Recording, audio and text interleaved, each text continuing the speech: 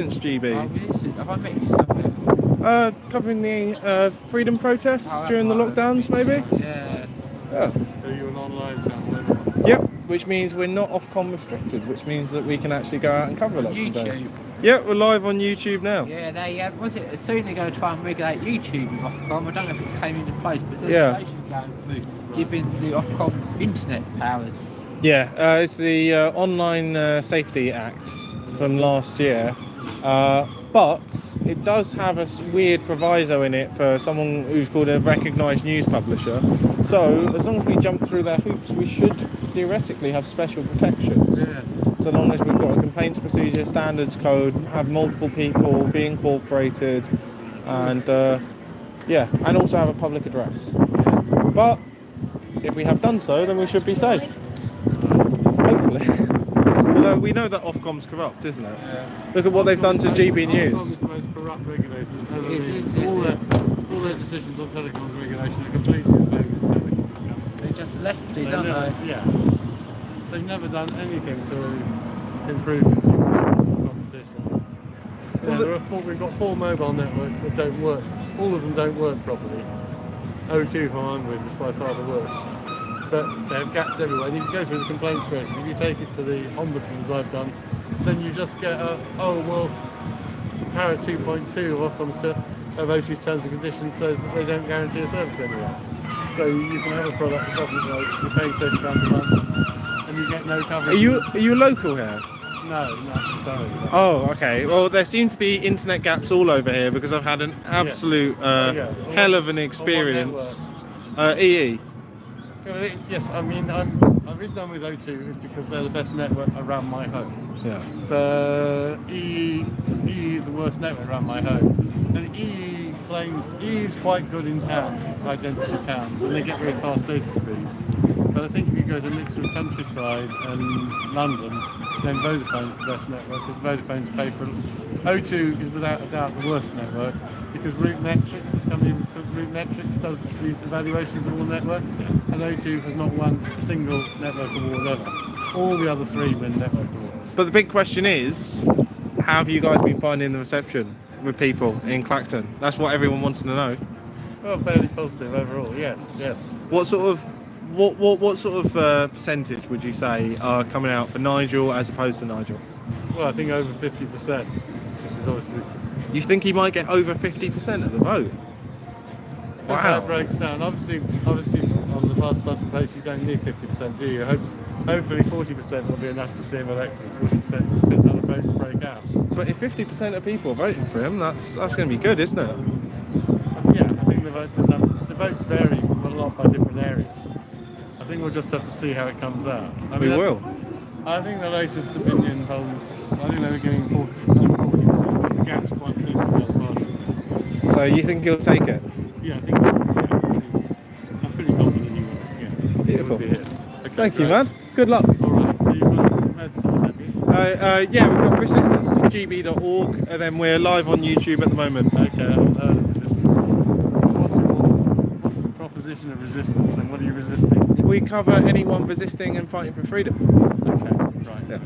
So lots of angles on. we covered the whole freedom movement, fighting back against the lockdowns and everything. Right. We've covered all the Julian Assange stuff. So I interviewed his wife, his father. Okay. We covered just lots of different things, really, like people, freedom musicians.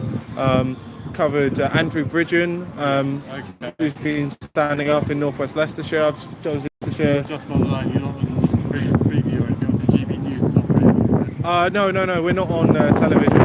I wouldn't be able to. More money, the regulations are up as well. Yeah, I wouldn't be able to report today if I were on television.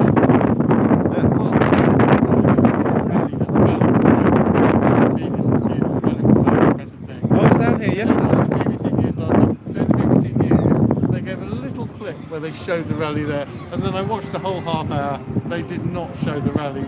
Really? No, they did not show live footage of the rally. They acknowledged it happened by a little clip, and that's all they showed. That's how biased the BBC are. Well, we saw that hit piece that they did on Farage the other day, didn't we? Oh, I probably missed that. You know the one where he went on it's a Question Time special, And it's like, Nigel, when did you stop beating your wife? So did you stop beating your wife on a Tuesday? What day of the week was it you stopped beating your wife, Nigel? Well, tell me, did you go for a cigarette before or after you stopped beating your wife? Yeah. It was like every single question, and the audience was stacked. BBC are so biased. Yeah, I mean ITV is a bit more balanced, but they still have a sort of stamp from bias, not as bad. Are you looking forward to the BBC being abolished in 2029 when he gets in? I suppose. I think I would believe in heavily reforming the BBC, making the BBC objective, just sweeping out the current top level of management and putting. But the BBC is socialism. The BBC is the government supposedly trying to be impartial. It's like, how can it ever be impartial? It's always going to be controlled by the government. It's always going to have one slant one way or the other. Yeah, and if you force people to pay for something, then there's always going to be people who are unhappy. If you break it up, you sell it off, someone will buy Strictly Come Dancing, someone else will buy Doctor Who, right? And then they'll be incentivized to make a profit. The funding proposition isn't viable. Forcing people to pay a licence fee of £160 a year can't continue. It would have to continue by some other means. Oh, it's just bullying pensioners. And they put out all the fake news. If it was funded out of taxation, which is what happens in Spain, where there's no television licence fee, then it would be. The current broadcasting licence is a completely regressive tax that's unfair on poorer older people because it's a flat rate, which is inherently not fair when you've got people with incomes of £7,000 or £8,000 a year. I agree with that. Yeah, I think that's a good point. But I just look at the amount of lies that they've told. I remember them, trying to tell everyone that migration's good, and that we needed to remain in the EU. You saw how biased the coverage was. Well, during the lockdown period, I literally couldn't listen to BBC. Yeah. The only thing I could listen to was Radio 4 Extra, which had reruns of the BBC programmes of the past before they became completely biased. Oh, yes. I've got the BBC now. I can listen to some Radio 4 programmes depending who produces them and which source, but at one stage everything was pro-transgender messaging and all that kind of stuff. But I think under some pressure they have become a little more balanced than that. What do you think about them pushing the alphabet agenda in the schools? Should I know about the alphabet agenda? What's that about? The sort of the nonce agenda. With telling kids to castrate themselves and whatnot. I haven't heard about that. I'm obviously out of touch. I mean, I know they're pushing the heavily transgender. My niece, my niece identified as a boy from age 12 onwards, started calling herself Tyler, and then had a girlfriend move in with her for a couple of years. But eventually, when she was 17 or 18, the boy was working in the place she was working. And now she has boyfriends. But yeah, there was so much nonsense with transgenderism pushed on children. Are you angry at the school at this grooming going on? The school did everything to facilitate it. Yes. Yeah. My sister wasn't happy at the time with what was going on, but they're completely on side with the whole that messaging. Was she not? Why is it that people keep their kids in state school? My niece was originally at a private school, but then she went to, in Kent's case, you have the grammar schools there. My niece qualified for the grammar schools, and of course it's rather expensive to pay the private school fees. Well, yeah, I guess so. I guess it can be quite difficult. They have got a lot more expensive in real terms than they used to be. Well, I work as a private tutor, so I tutor kids who are homeschooled, and I support the parents with the homeschooling. I tutor history and economics and logic, and we help to get the kids out of the system. But I went to a well-known private school in London some years ago, but in allowing for inflation in adjusted terms, the fees are way higher now in the days I went there, because it's become an arms race to have ever more luxurious facilities. And there are more and more wealthy overseas parents who are wanting to send their kids to these best London private schools. Which have no Londoners in them. Fewer and fewer, yes. Yeah.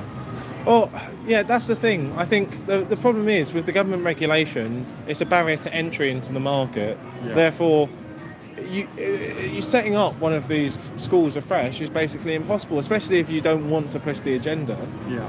So it's, of course, the prices are just going to go up and up and up. But if you actually take your kids out and homeschool them yourself, or in a group, in a community, then you might only have to teach them 2 days a week. Exactly. Yeah. And then, you know, your family friends who, you know, you're tutoring their yeah. kids can do it 2 days a week, and you avoid all of the hassle. Who knows what horrific messaging kids are going to be subjected to in the state schools following tonight, assuming that Labour unfortunately will almost certainly have some substantial majority. But let's hope it's not as big as whatever, 300 seats. Well, let's hope it's only 120 seats or something. I've just got to the point where I feel like I should just be an accelerationist. You know, I think unless people wake up to how evil this is, you know, some people have been talking about this for 10, 15 years, and people have just been burying their heads in the sand, ignoring everything that's wrong in this country. Like people have been ignoring, you know, the problems with the EU. They've been ignoring the mass migration for decades now. Right? Yeah. Whilst, you know, I come from London, we were getting flooded with migrants, whilst, you know, people in the countryside or people in, you know, little towns up north where they don't have many migrants were busy voting Labour to have the borders open. People didn't want to do anything about it. Well, I was born in 61. I was first living in London from 73. And I know when I was helping a friend I went to university with campaign for a council ward in Streatham in about 1985, I know what the ethnic balance of the population was then compared to now. Well, you remember when it was completely changed. You remember when it was actually English people in London? It's large, it's somewhere like Streatham. It was actually large, sort of lower middle class kind of people living in these houses, and now they've all moved out here. Changed. Yeah. I mean, I'm down in Hastings half the time, so. Right. Yeah. Whereabouts do you live then? Well, I'm up in Enfield when I'm in London, and then when I'm in Hastings, I'm down in the Old Town. Yes. Yeah. So. It's nice being out of London sometimes, but it's, you know, it's weird because I don't want to lose it because it's my home. Right. You know, and it's just been taken over. Yeah. It's mental. But hopefully, Farage can save Clacton, eh? Yes. Yeah. But you were born in the UK then, yeah? Well, of course, North Mid Hospital. Yeah. Because otherwise, it's, you know, and with look, I think there's a generational thing because kids are being indoctrinated in schools. You've got a load of people coming in who don't necessarily share British values, and it's essentially rigging future elections. And also, well, that's been going on since 1945. Essentially, Labour gave passports to an insane number of people from the Indian subcontinent, essentially in order to buy votes, because there was no justification for that. However many having passports, because they weren't in danger from the governments in their own countries. It's not like the situation in Hong Kong, where we're on a strong moral obligation to let those people come here. They can only come here before the Chinese took over. Well, it made it pretty. The conditions have become ever less democratic. I completely agree. I think we should be. Personally, my view is, I think we need to, you know, firstly we need to start sanctioning China, right? We need to cut them off. Yeah.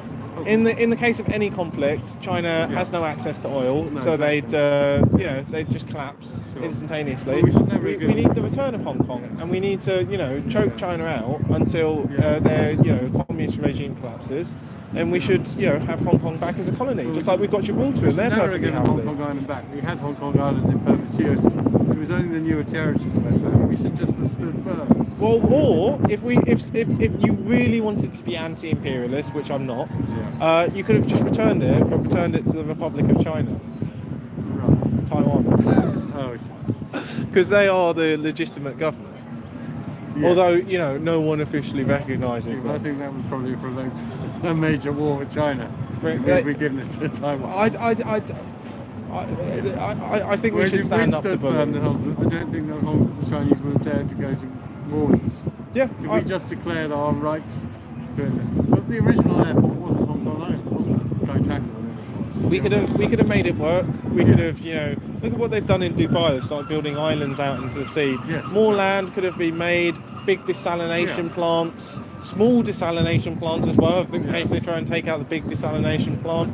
China have just destroyed it in the name of political correctness. They could have kept it as a mega rich offshore island, bringing in lots of income in, which would have been a good commercial decision. Instead of which, in the name of bigoted, you know, communism, they decided to completely destroy all the things that were good about Hong Kong. Well, that's what you get from socialists, isn't it? Yeah.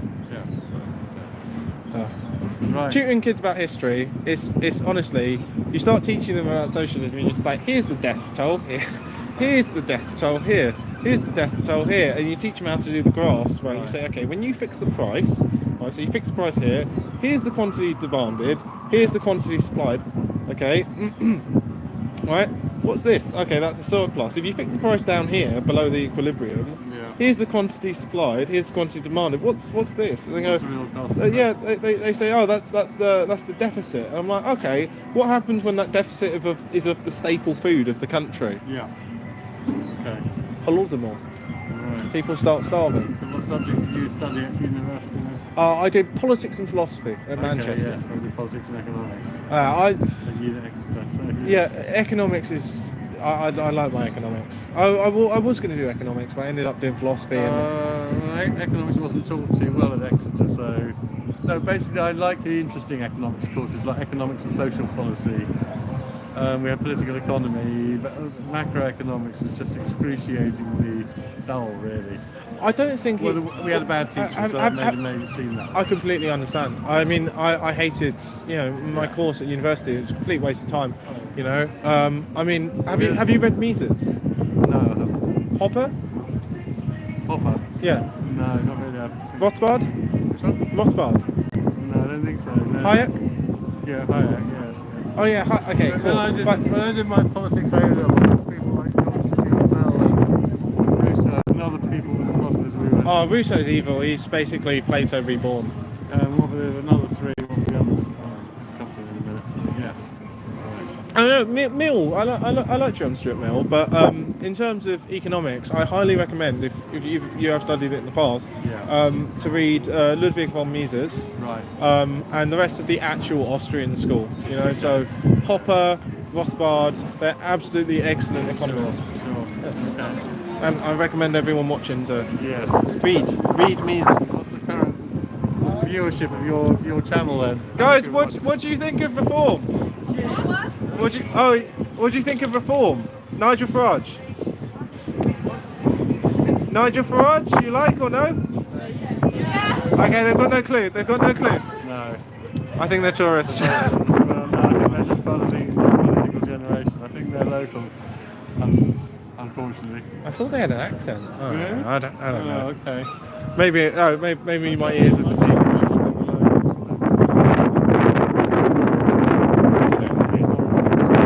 That's what I was thinking. They can't be foreign, can they?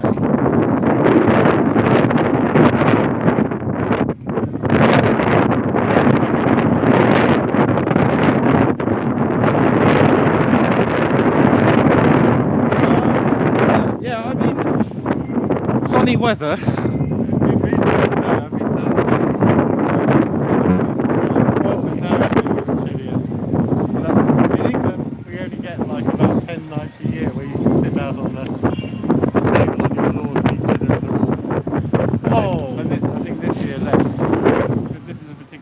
English summer. Yeah, it is particularly bad. Aha! Aha! Well, I don't think we're quite that clever yet. See, it's going to come. They've even been telling us on YouTube that they're spraying the skies. Well, the Met Office is giving ever worse forecasts. During my life, the Met Office was giving better forecasts each year until just before COVID, until about 2017. But ever since COVID, and also subsequently, the forecasts are ever more unreliable. They can't forecast the same day, a few hours ahead accurately. I'm not sure why that is. well, Their agenda is to make us stay at home. It's all part of the agenda, that's it. have you ever listened to Piers Corbyn? Because I had him on my podcast. Yeah, I had him on my podcast a couple of weeks ago, and it was excellent. He predicts the weather, and he does 98 forecasts using the sun cycles. Because look, the Met Office can do really well for the next few days or even next week by just looking at the clouds and how they're going to move, right? High pressure, low pressure. That's great. But after that week, there's so many variables, it sort of becomes impossible. Whereas you can sort of tell roughly how the season's going to be from the sun cycles and various other factors. But the Met Office can't do long I've days. never seen skies like this before. And you can get up in the morning to a clear sky and then you see the lines everywhere and then there's clouds. They're controlling it. To create rain, ruin the crops, to cause food shortages. It's all part of the agenda. Right. Just as So who's driving this agenda, do you reckon? the World Economic Forum, which right, our yeah. politicians are all signed up to. Yeah. They are signed up. They are, and they're all just puppets playing along with the circus. 1 second. I'm going to try and shelter this phone a little bit from the winds Okay. because people are complaining that it's too windy. Yeah, that's got the wind buffeting, is it? I've been trapped today. I've been trapped. On one side, if I go down there, the signal cuts out. If I go down there, the signal cuts out. It's just what's this, an iPhone, is it, or an Android? Just an Android, nothing okay. fancy. But if I Okay. just put this just around here, Okay. that's where you've got a mic. But this camera gives relatively good visual quality with it. Oh, it's okay. Yeah. I mean, if people want to donate, that would be lovely, and then I could afford to buy myself better equipment. Yes. Like, there's no use bringing something even bigger down here because that wouldn't work out. How many other people work with Resistance? Just you or a few others? A few others help out, but none of us make any money. We do this to try and spread the truth to people. Okay. It's How long has it been going? since 2020. Okay, since the lockdown. Yeah, because we're covering all the injustices and the sort of criminality of it. Right there. So you have videos and clips and just a live channel? We're live at the moment. Okay. So yeah, we're going out. We've got about 300 people. We had about 1,000, and then wherever I go, apart from literally here and there, the signal is awful, absolutely abysmal. Okay. So I'm trapped. On the EE, you're saying? Yep, on EE. Okay. This is what annoys me. All four networks are bad and have massive black spots. Why doesn't Ofcom collapse it to two networks, but with a mandate that they this bullshit about 99% of the population? Is this because the population lives in 20% of the landmass? But the geographical coverage of the landmass by the four mobile networks is about 75% at best, and each network has huge holes. Yep. Like, even like coming up on the coast at Portsmouth, you'll leave Portsmouth, there's no service on O2 for the next 5 miles. And even like you're on the Gatwick line, sorry, there's a massively long tunnel, a mile and a half, 2 miles from Gatwick. Network Rail hasn't put any transmitters in so far. When are they going to? It's like ridiculous. And then they should put their own transmitters in and share them on all four networks. Well, the tube in London as well. They have got a plan. They are planning to. They are planning. 20 years later. Yeah. People, Within the next year or so, they are planning to cover. But Network Rail seems to have no plan for its tunnels, and yet it's got far less tunnels in total than the underground. But with very high volumes of passengers on some of those lines. It does get to be going up and down to Sussex. Guys, regulated country. I used to respond to Ofcom consultations in various points in the past, including in particularly fibre broadband and their proposal that there's no need for any power backup in a power cut off. They originally proposed a 1 hour power backup on the router. I responded saying they needed 24 hours like the diesel generators, and then Ofcom, as usual, allowed them to put out routers with no power backup whatsoever. that's not good for an emergency, is it? No, it isn't, no. Because in a real emergency, your mobile mast will go off as well. So you have diesel generators spooling for a while. But all of that will back up too. Great, so we're vulnerable to attack by China. Yeah, exactly. Yeah, turn off the power, and then people won't even be able to communicate. Yeah. Well, that's good. That makes me feel positive, considering the world situation. Well, Ofcom have a regime where just because I signed up with a contract with O2 that was 100 gig, it was a deal for the first 6 months or 18 months, and then just because I haven't moved, then O2 have been allowed to push the price up to £35 a month. And I could get a deal for £10 a month. You might have to go for something else. But under Ofcom, there is no SIM card I can take where I have the right to roam on all four networks. I'm willing to pay extra to roam on all four networks, but O2 says no. If you're a UK customer, you try to be locked to one network. Well, you've got to lobby Nigel for me, because I tell you what, it'd make Nigel concerns easier if we could pay extra. If people would donate, by the way, guys, if you do want to give, we've got 9 people donating £3 a month. All right. So we make. Not even the train fare from Liverpool Street. Not even the train fare. 27 times 12. That's not a lot of money. It's like about just over 300 a year. Isn't it? 324. But thank you very much. Don't let me keep you guys campaigning. Sure. Only stopped by to say hello. Oh, okay. We met down on the launch, didn't we? I was doing the Essex residence. So, Oh yes. so I've just been going around the town measuring radiation from all this new stuff they're putting in. Which new stuff's that then? Sorry? What new stuff is that? Well, there's one down by Lidl's and What, 5G transmitter or what? yeah, and it's off the scale for Right. radiation, and also down by the station. So we've been trying to. Where has the highest level of radiation? Because I think I may need to risk some in order to get a good phone signal. You may be the one man who can. Down by the station. Actually, you can go to the town hall. Where's the town hall? Yeah, straight down. Yeah, more or less straight down there. Mobile masts, they're a completely different squiggly thing on the top. They're the 5G masts. And all these.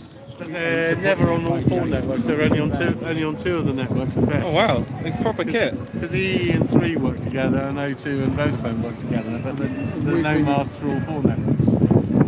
They never share the brackets on the mast, but they share the pole. If they've gone for 5G, then they probably, the backhaul's probably been updated on both networks. Cool. Well, thank you. Yeah, Thank you very much, man. All right. And good luck. Yes, we haven't found out who owns this beast here then. It's Nigel. Oh, is it his own? No, it's a different guy. He was coming up and down. So it's a supporter, I would say. He's obviously coming along and dumping. Well, he's fortunate because I'm streaming here, so I probably would catch some if something Well, happens. you're here, Yeah, mate, I can't leave. But to be honest, this is probably the best place to be. We've got activists coming in, activists coming out, so I can grab people, ask them how it's going as they're coming in and out the door, so we can keep a sort of live update as things are going on. I'm sure Nigel Farage is going to come by here at some point, have a pit stop. So, yeah. Before he goes to the camp. Well, they need a rest, don't they? Because they've got to make a speech at the end of it. All the postal votes, it takes hours longer for the results of the elections to come in. Just interested. Some of you busy on the election. I could do with speaking to you. Doing the 5G. You will have to email us then. It's resistancegb@protonmail.com. So, resistancegb@protonmail.com. Yes. Cool.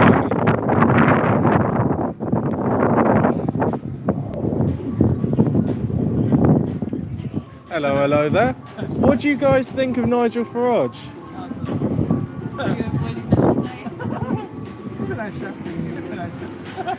So what are you doing after 10 o'clock when the bell's cut then? Oh, 10 o'clock is the last train. I'm going to be on my way home. Oh, you are, yeah. I was trying to get into the count. They have actually... No, I tried to get into the camp. but we're journalists, and they've just said no. Just no reason given.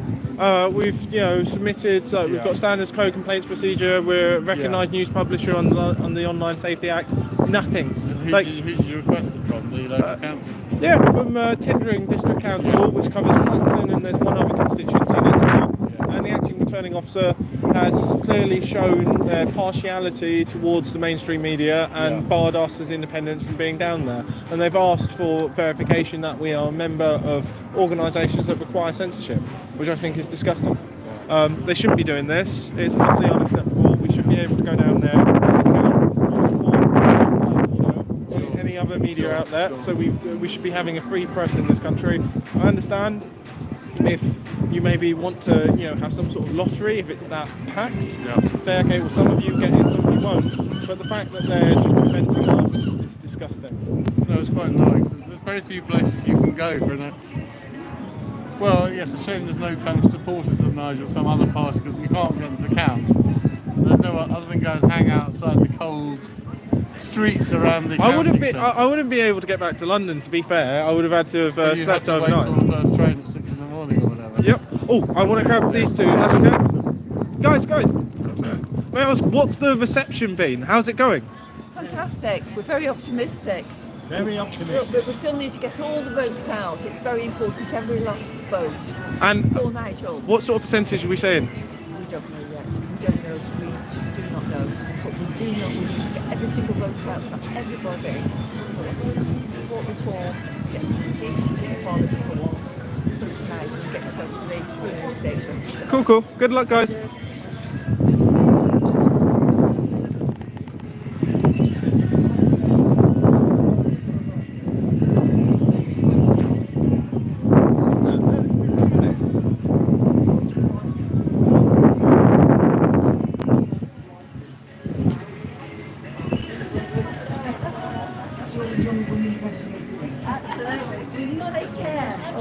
Safe journey. You haven't missed a single shade with that colouring. You've got it absolutely I've covered perfect. every base, hopefully. How is it going? What's the reception down here? It's been positive, very positive. Yes, yeah, it's been a really interesting day. I've been out polling for 6 hours on the polling station, and then I've done some campaigning out and canvassing, trying to get people out. So being at the polling station, what sort of indication are you getting? What sort of percentage positive towards Nigel? I felt that he was in the region of 40%. That was the thing I was getting on for 6 hours I was still on the polling station, so it was quite a good time. And the turnout was very good as well. Ooh. It was very busy. So that's a lot of people who wouldn't have voted likely, who are now actually getting off their backside and saying, no, I want to vote because I can vote for him. Yeah. Oh. Yeah, there does seem to be that sentiment that people who wouldn't normally vote, the person with me, they normally stand at that polling station and they sort of say it seems to be like the Brexit vote, the turnout. Yeah. So all very positive, but fingers crossed, who knows? Cool. Who knows? We'll And- wait till the morning. Wonderful. Thank you. Thank you. Good luck. Good luck.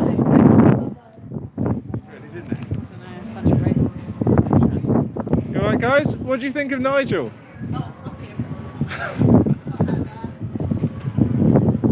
We've got some haters here.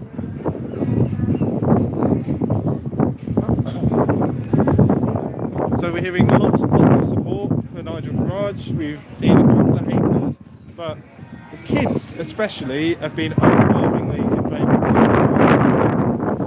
And yeah, we're going to continue here, hearing the feedback, and this is, I think, the best place to get the feedback because we've got actors coming in and out, and they are the people heading all around this constituency who are getting love, hate, ambivalence towards their candidate. So we're going to grab people 5-10 seconds or 30 seconds at a time, and we're going to see what is the response and whether he's going to win this thing. So it's going to be interesting. And I think we are the only ones doing this, so we're the only ones getting this information.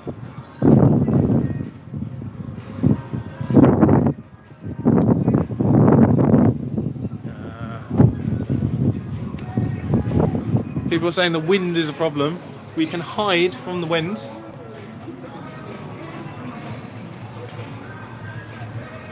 Are there any questions that people in the chat would like me to ask?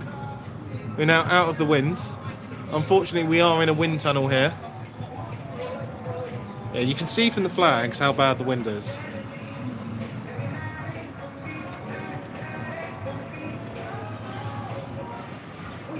You right there, sir?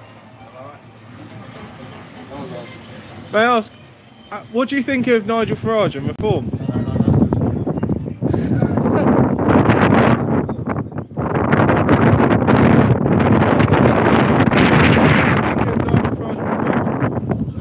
What do you think of Nigel Farage and reform? The best thing we could do. Cool. And are the people around you supporting him? Are the people around you supporting him, friends, family? What? Are the people around you supporting him, friends and family? Not as far as I know. Oh, just you. Just me. Ooh, interesting. You right there, sir? Can I ask what you think of Nigel Farage? Okay, have a nice day. Okay, back into the shelter. We're out the wind again.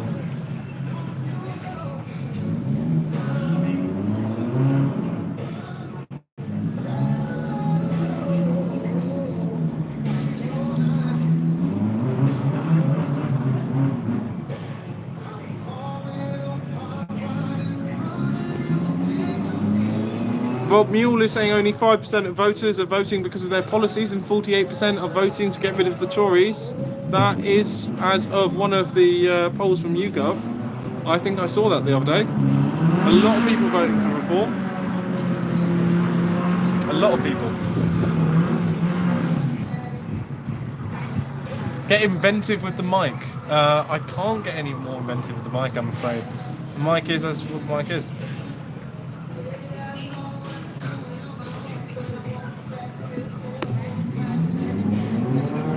You right there? May I ask, what's it like? What's the support on the ground? It's fantastic.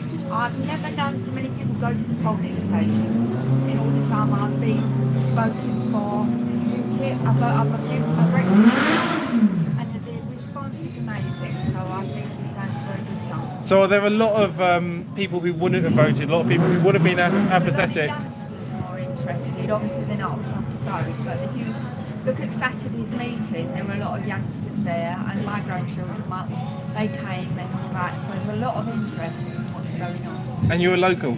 Yeah, I'm local. Ah, I see. Yeah. So what percentage would you say do you think? I know it might age like vinegar, but if it does age like vinegar, no one will remember. And if you get right, then you can say that you're a prophet and say, cross my palm with silver, and you can do predictions. This is it. I feel like a prophet over the years because I've been so passionate all over the years about it. And I've worked in job centres all over East London, so I do know what's been happening over the years, and that's what's alarmed me. But my generation, we're all dying off. We're passionate. We want the young to be passionate about the country and our future. You know, and we want we won't get a majority, but if we get a presence in Parliament, then it's a balanced Parliament. That's what we're looking for, really, and then we can work on that. Do you think there are going to be some surprises in terms of seats grabbed across the country? I think we might be a bit surprised because Keir Starmer doesn't seem to have anything to offer. Not that he's telling us about, anyway.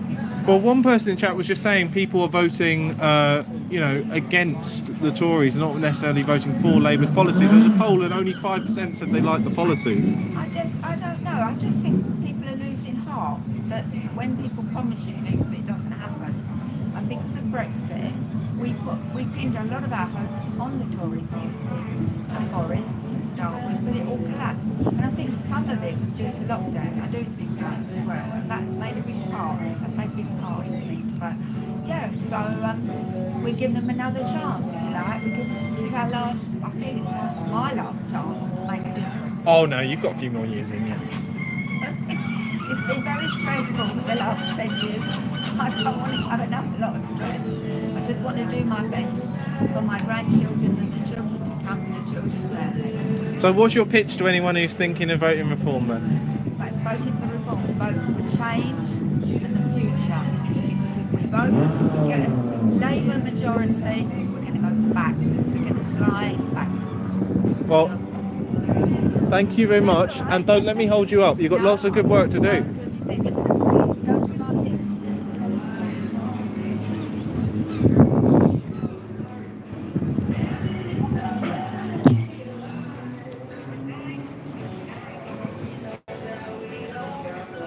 Are there any questions anyone in the chat would like me to ask the people who are coming by? Are there any good questions?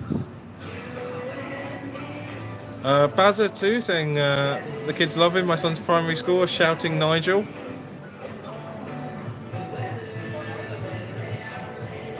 Someone is saying GB News is right-wing brainwashing. I mean, they have made a few mistakes.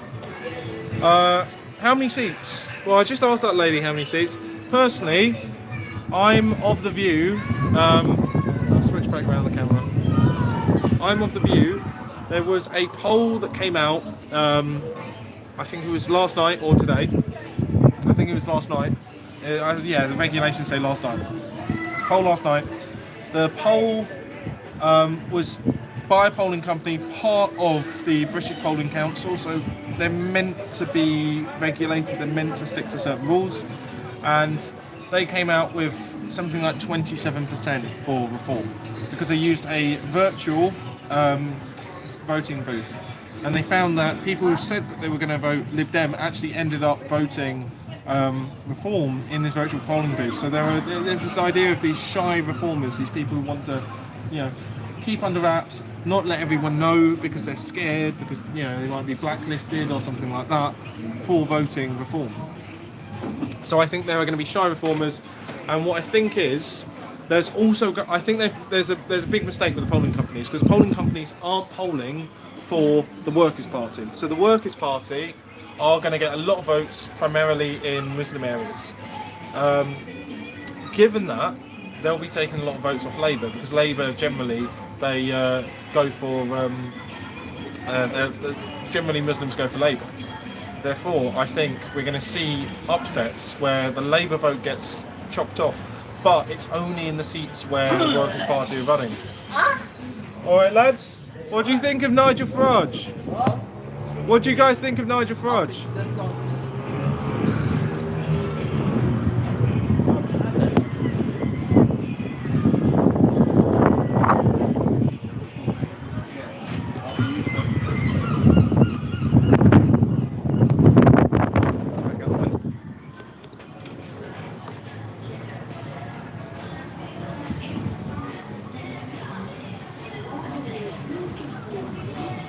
So, where were we? Let me bring back up the chat.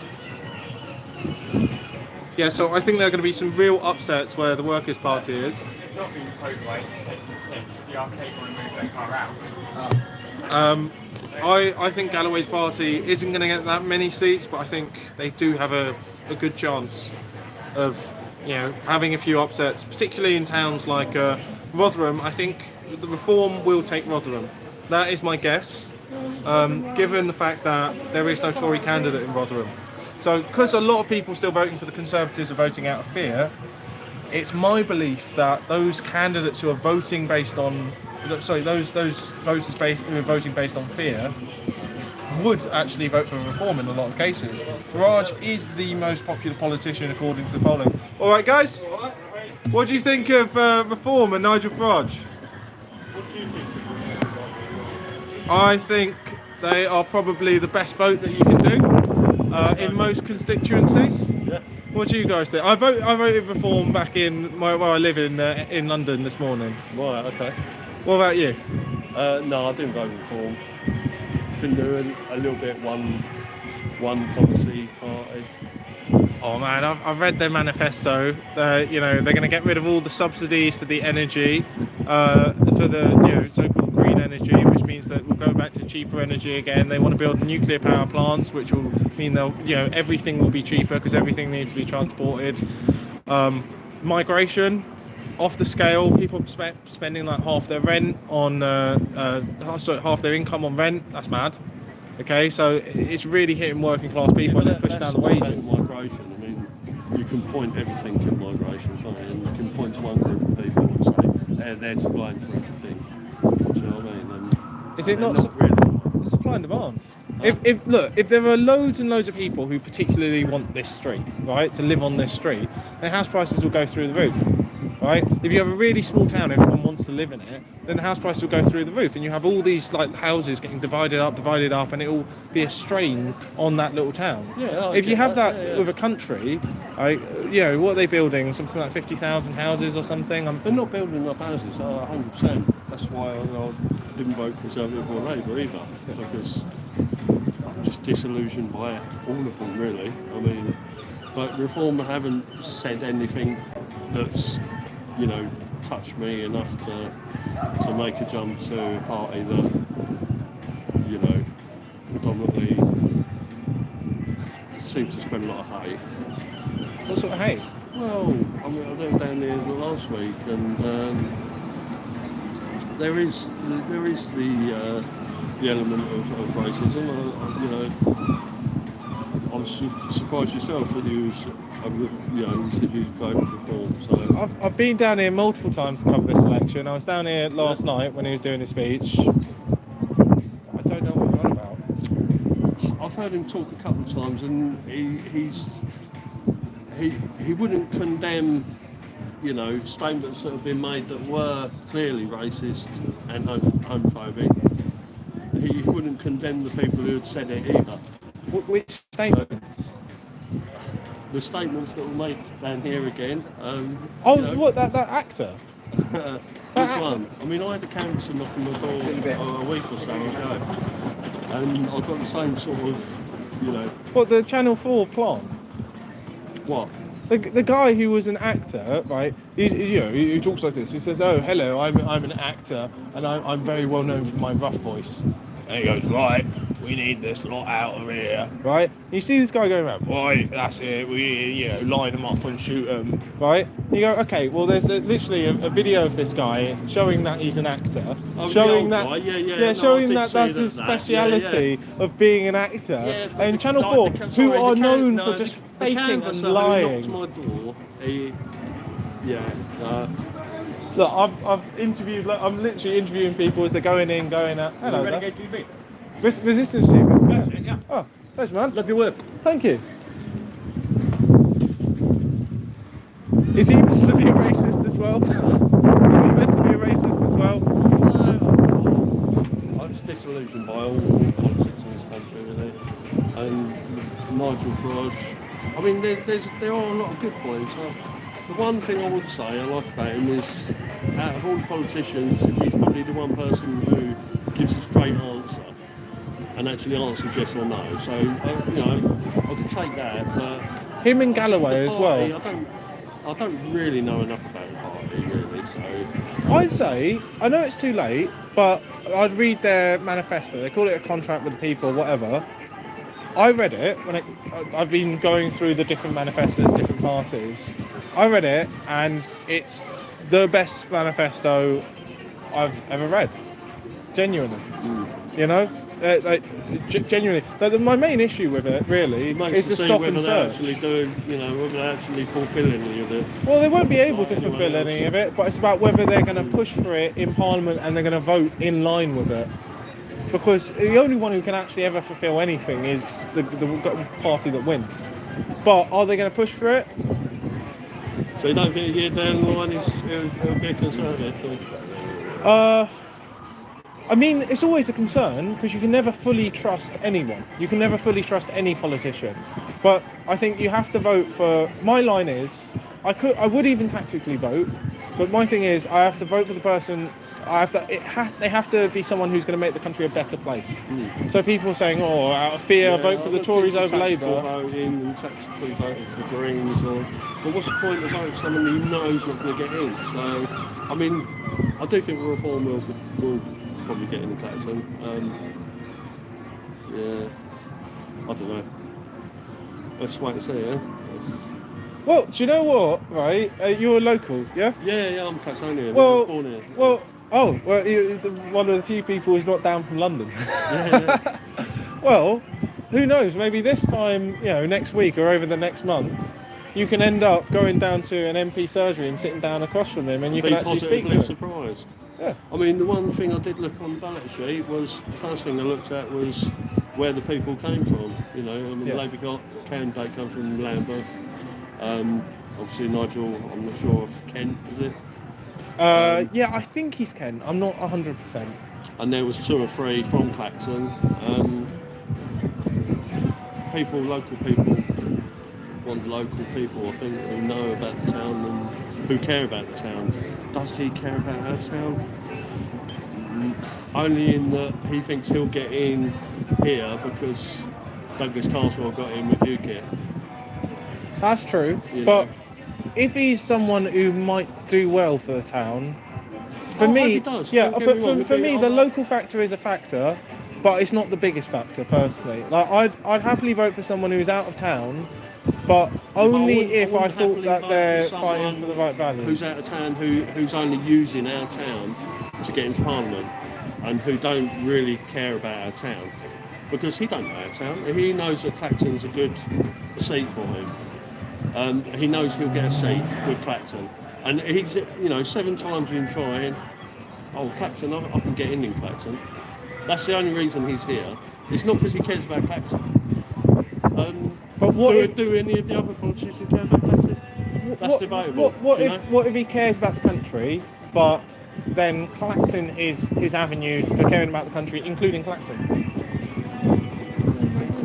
Maybe. Well, you're the one who's. Let's hope so. I'm going to get my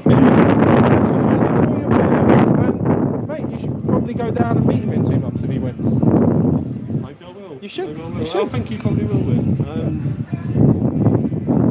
don't know if I hope he doesn't or. Well, we'll see. All I know is he'll mix things up. All the best, man.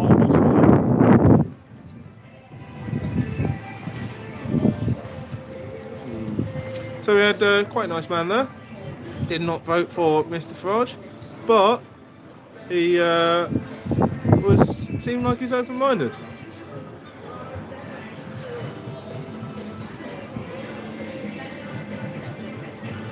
Have I got a Motorola flip phone?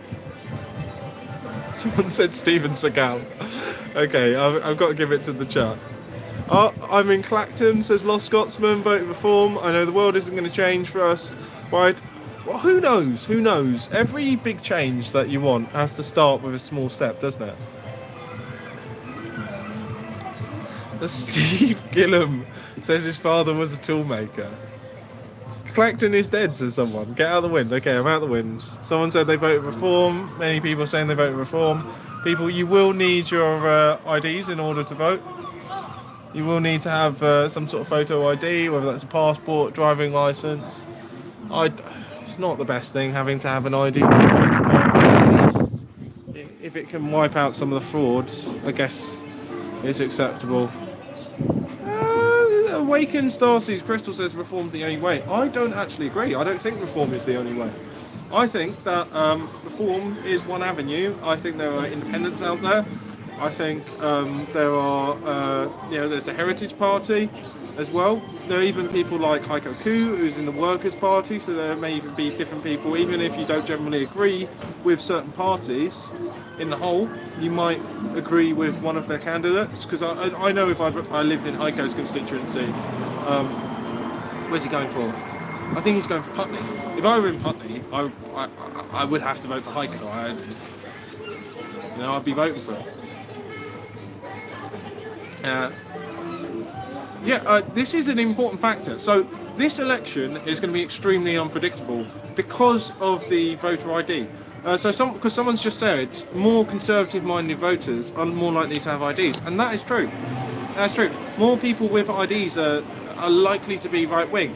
Now, this becomes very interesting for reform, because reform is often has a lot of working-class people. Are working-class people more or less likely to have their ID in order? I would guess, if I just take a stab at it, slightly less. But I don't know. I would think posh people would generally tend to have some sort of ID. I think what we might see is fewer older people voting than usual, because I think there are some older people who don't have IDs. I think, however, the migrant vote, there may be fewer migrant voters. Oh, guys! What's the reception? How's it going? I'm going to J-Rick to find Nigel Farage. You are? Yes.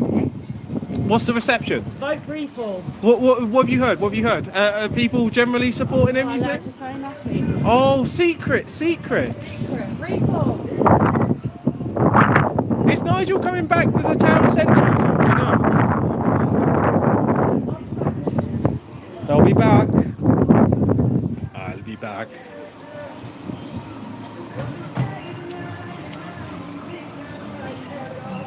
You can use a driving licence. However, some people don't have them. Some people literally do not have documents, especially older people. I know my nan had no voter ID. I had no ID. Like, no photo ID, no passport, no driving licence, didn't drive, didn't leave the country. So I think there are going to be some older people who just will not have the ID. So if you look at the polling, reform voters... Alright. Yes, I was recording them all. Oh, good man! Good man, Alfred.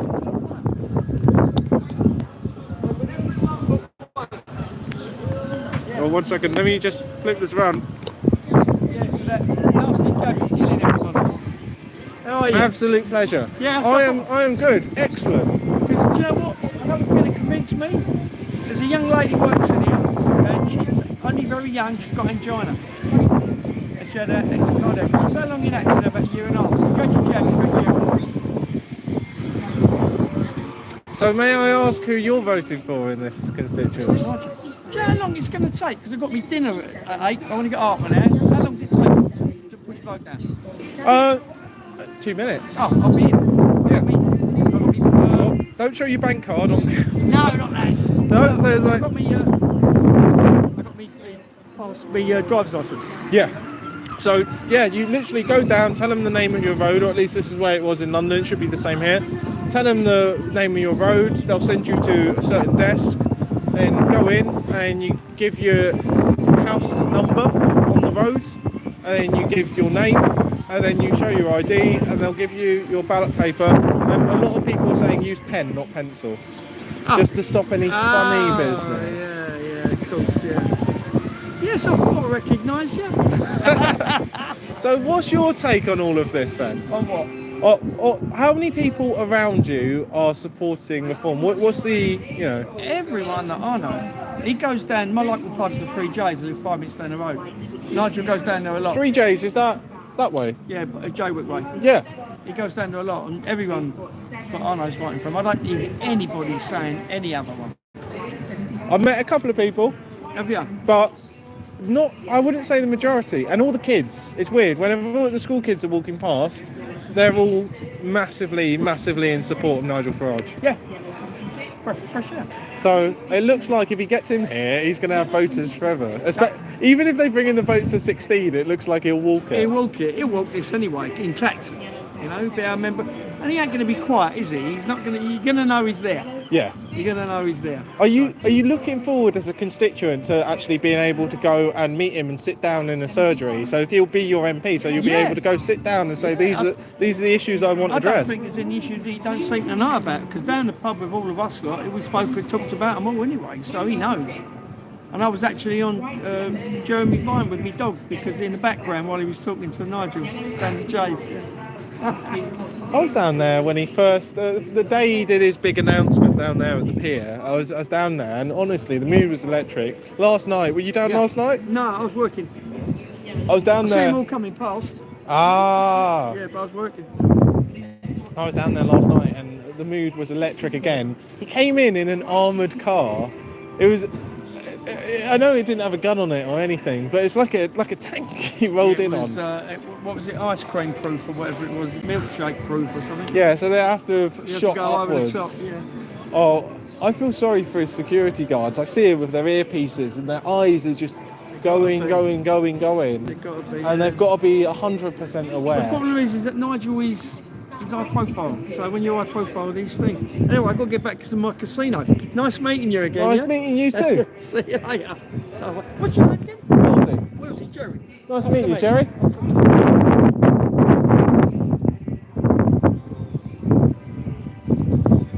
All right, mate. What do you think of Nigel Farage?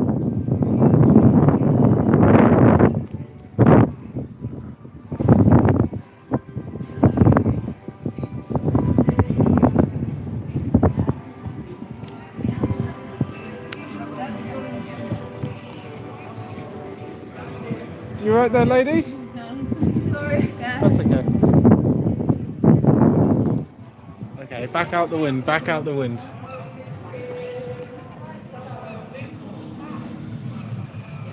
Go find Nigel in the pub. Well, I'm looking at this guy over here, and I'm thinking, if that guy's there, then maybe he'll be turning up. So I'm gonna wait around, and I think that he's going to go somewhere for lunch and then be turning up. All right there? Yeah, I'm alright. Can I ask, what do you think of Nigel and reform? I've not met him. What do you think? Who are you voting for? I don't really watch the politics. Oh, okay. Cool. Sorry. That's okay. Have a nice day. I don't mind politics and all that, yeah, but I don't follow them as such. I've got a friend that loves that stuff, so... Oh, okay. But, yeah. Well, if he comes by, point him over my way. I will do. I think you know him anyway. His name's James. James? Yeah. I know a lot of Jameses. I don't know He if was staying at the travel lodge. I don't know. I don't know. Oh, okay. Sorry. That's okay. Take care. You too. Alright, gents. Who are you filming for? Just this and that.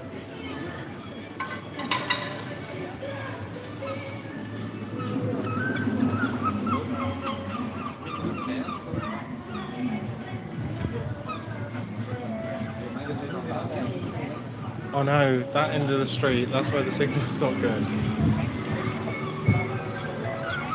Okay guys, look, if I head down to that end of the street, the signal may cut out.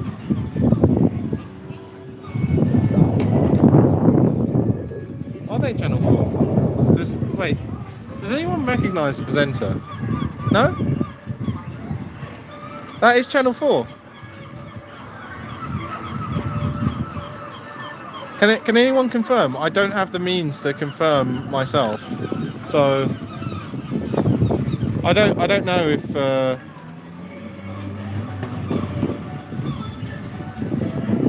Could I, if Ben is watching or anyone else, could we have confirmation that these guys are Channel 4? Channel 4. I don't know if they are.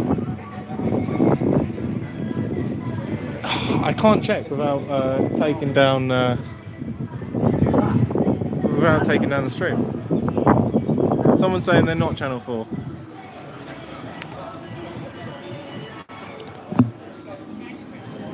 I don't, honestly, I don't know. All right, guys, can I ask who you're supporting today? We're journalists, so Oh. we're not helpful.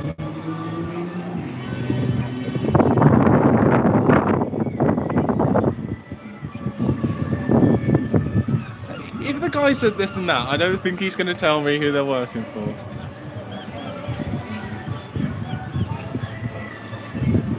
All right, man, can I ask who you're voting for today? Oh, okay. Do have a nice day, man.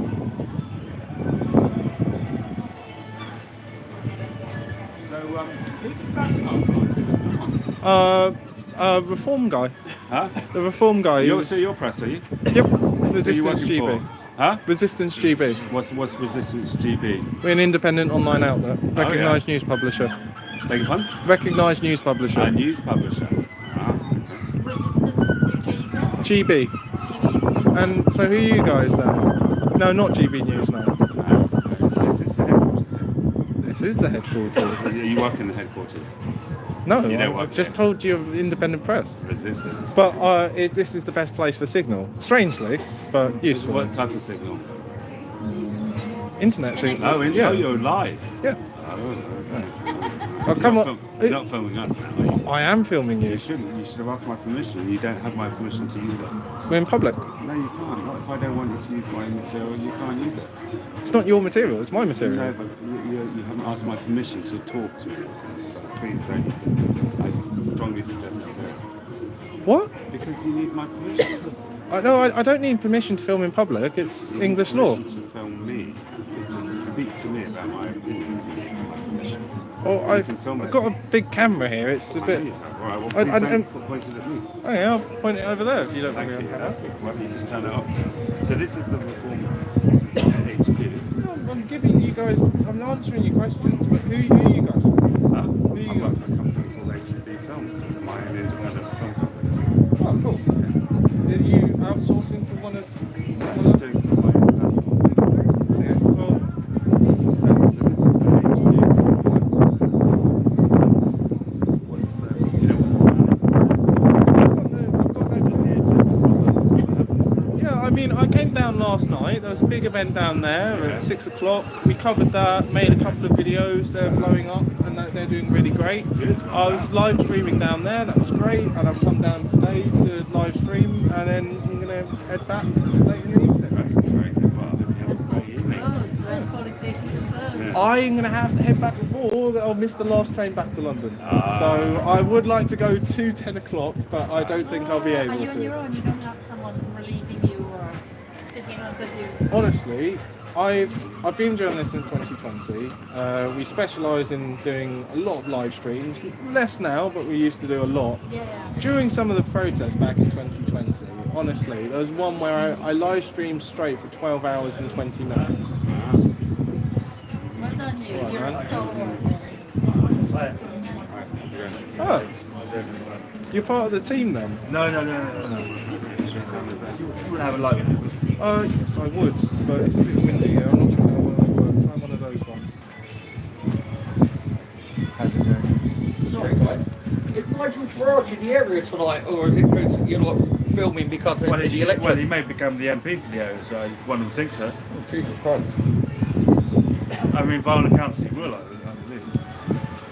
Well, who are you voting for then?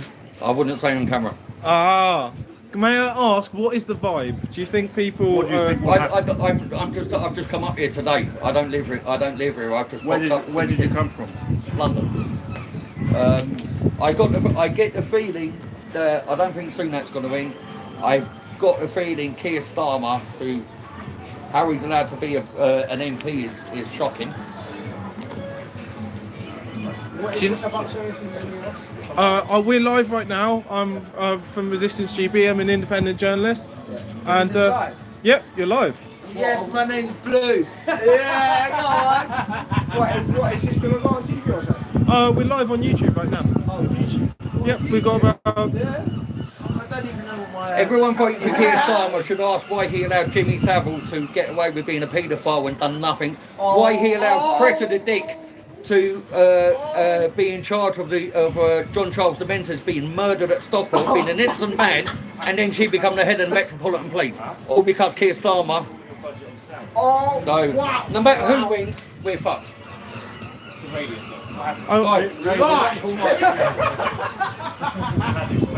Take care, guys. Take care.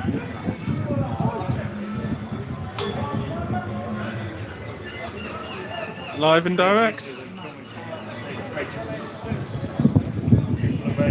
So, did people have any questions they would like me to ask? Because I know someone earlier asked, they wanted to know how many seats people are predicting, so I can ask people that.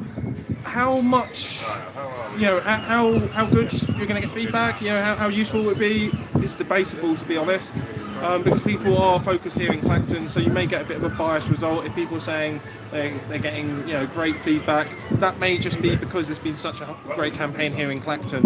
We don't know. But we will wait and see. Personally, I think there are going to be those shy reform voters out there, and I think the Workers' Party is going to have a dampening effect on Labour.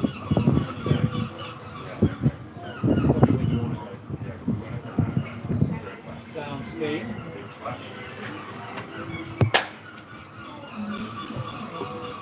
Where are we?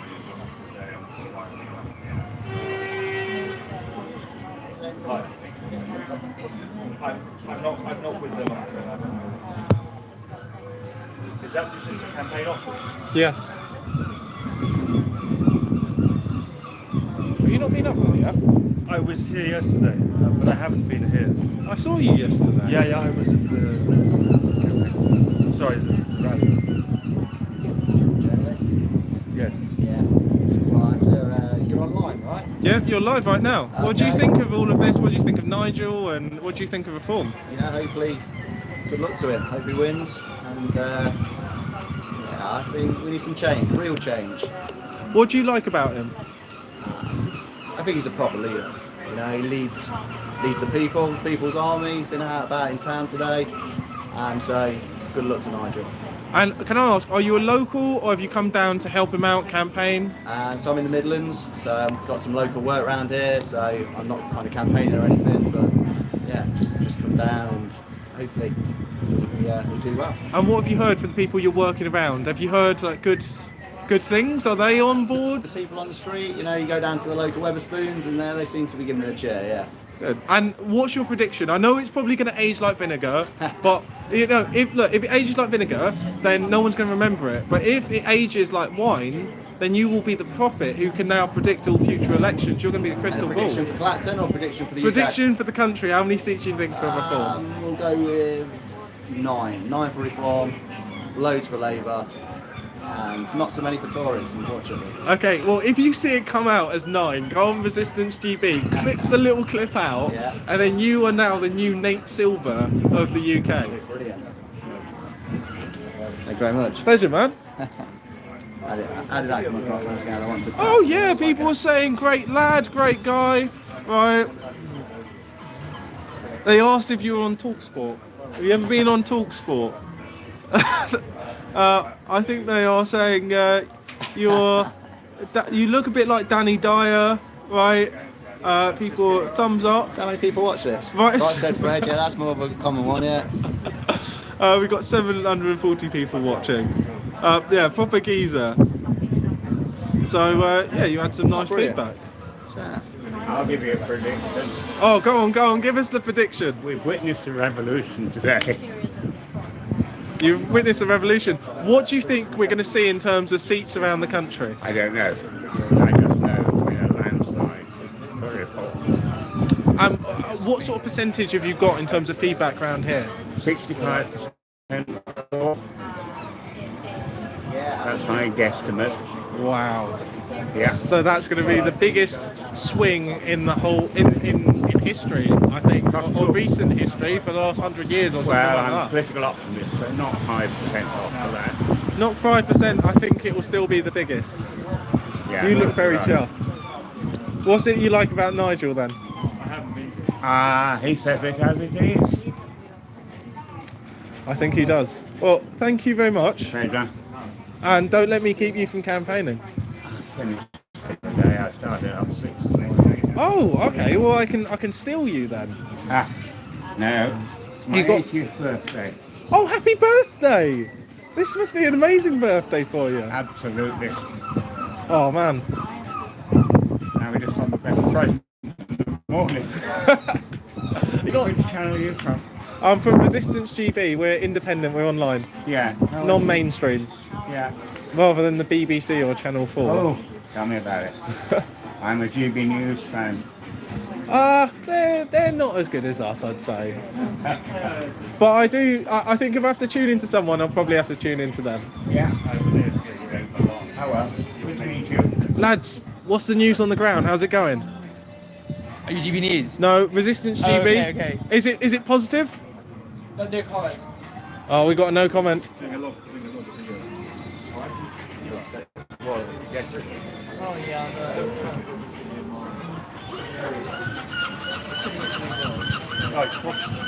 I mean, I understand why people are apprehensive to talk to people with press lanyards. I understand it because they've obviously been stung here.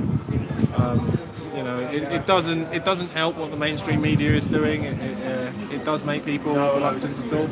To be honest, I'm amazed that so many people are open and willing to talk, and it shows that I think they're breaking through this state of fear that's been created around the country. Because I know people are scared. Maybe see you, man. Maybe there is going to be that sort of shy reform element.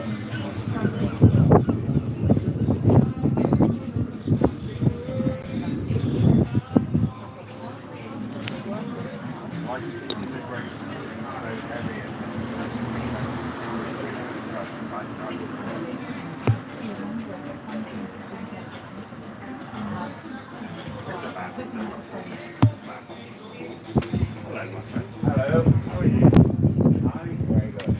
So you're obviously what's the big issue? Oh, immigration. Really? Yeah.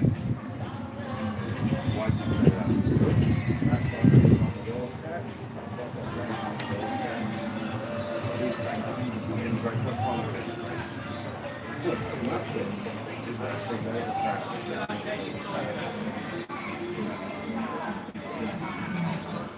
what do you think of my partner integrated?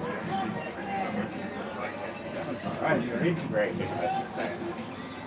How do you know that? I expect you are. So she's all right with this integrated? Oh, yeah. Yeah.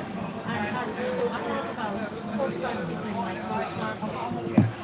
When I get a message that we're not integrated into the it sounds like we don't belong. I just want to know, do you think so? Do you believe so? There are about 4 or 5 people around me in my community. You speak the language to start. Do you think we can learn? Just give me a second. Do you think that... Not forced to learn.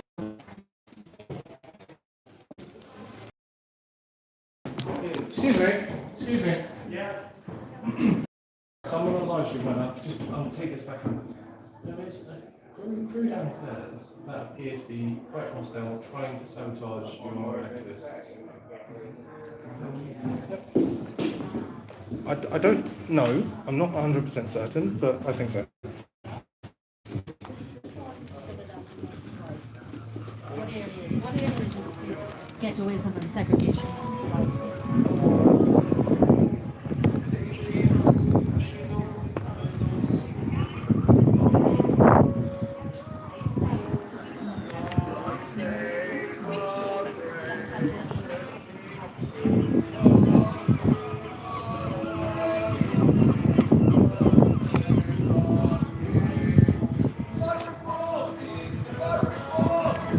How many people around you are supporting Nigel?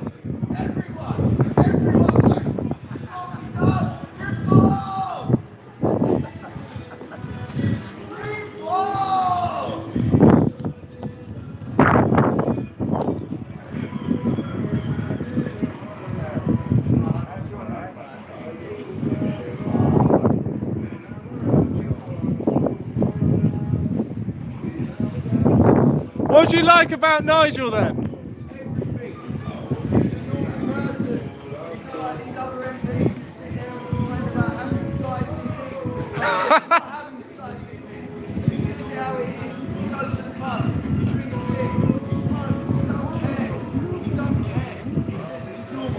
Miles, how old are you? I'm 19. How many? So is everyone your age group also supporting him?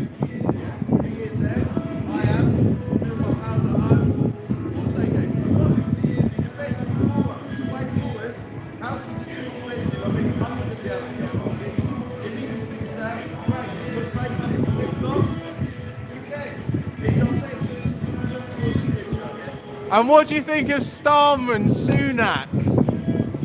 All I'm going to say is,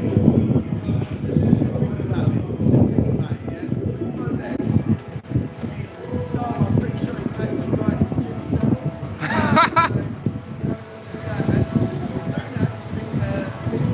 not having Sky TV,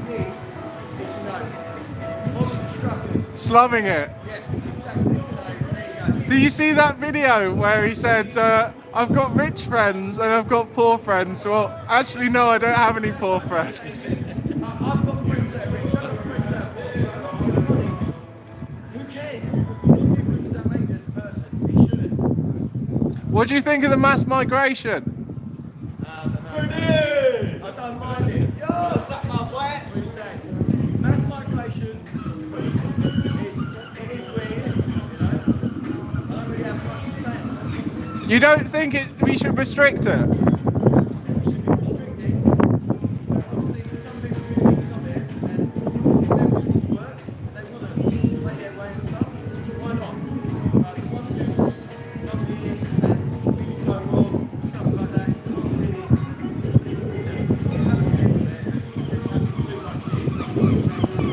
Okay, what's your prediction for the amount of seats reform's going to get around the country?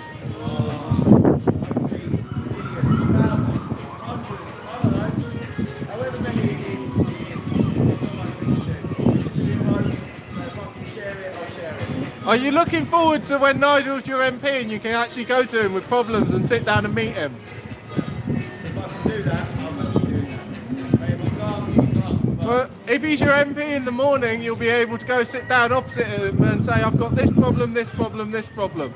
Right, well, if that is the case, then I'll be doing that. No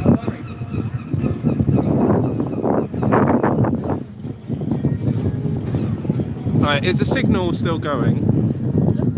We haven't lost any signal, have we? Someone's saying make Speaker's Corner Christian again. No! I don't... Oh my god. That's all fine?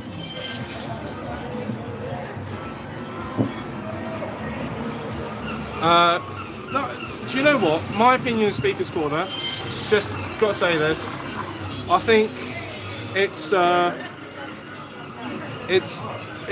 too much religion. Okay, everything is religion.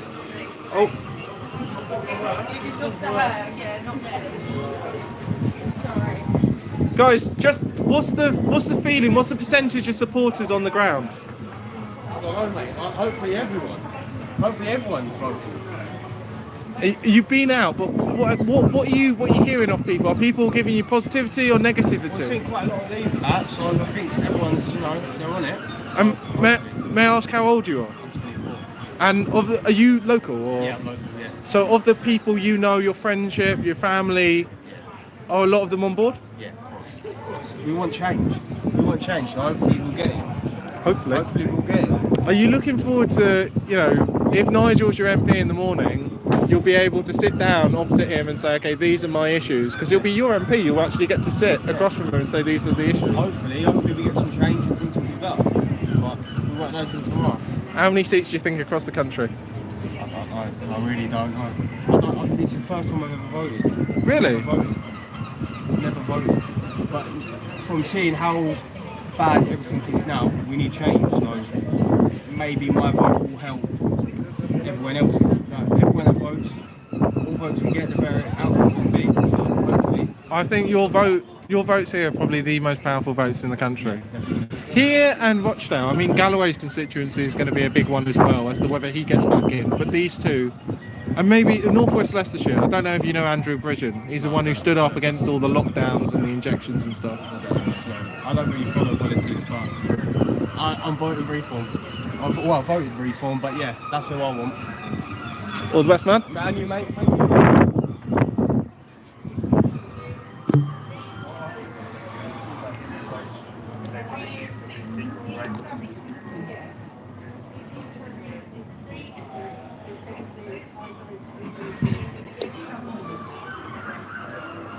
Okay.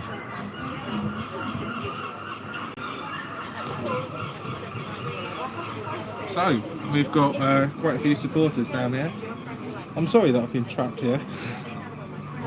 I would like to be going up and down, but to be honest, I'm not sure how far how many activists are going to be around and about. But it would be nice to run about, but I think they're going to stay here, just because the signal's good. I've tried venturing out, and I had the first live stream crash.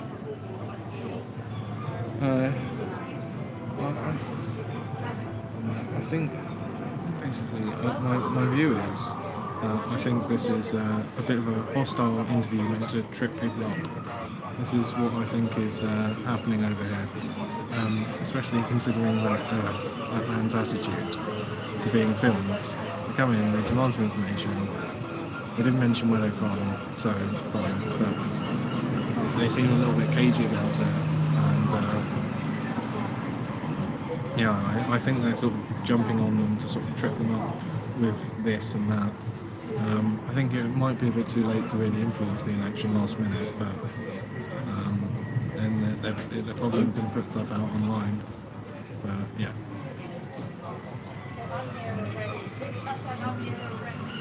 Yeah, they do seem to be throwing the racist accusation. I can hear that, and yeah. But I mean, if people want to do an interview, it's they want to do the interview.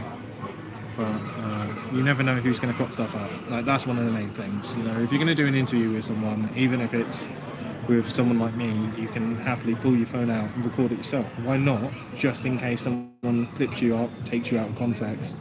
That's a really important thing to do. I mean, if any of you have seen Avi Yemeni be interviewed by Jim Jeffries, you can see how people can just lie with the camera. We saw that smear job on Piers Corbyn a few years ago where they lied and said that he took a 10-gram bribe, which was fabricated.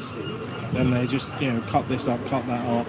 And because Piers wears about 4 layers of clothing at all times, and it was a hot day, he goes from coat to t-shirt. And he wears 2 or 3 t-shirts, right? So coat to bottom t-shirt to top t-shirt to jacket to t-shirt to coat. All the cuts. You can see all the cuts happening if you pay attention. But one of the ways that you can easily cut things is use multiple camera angles, so people don't notice. A jump cut is where I would cut from here, this exact angle to here, which is exactly the same angle. If you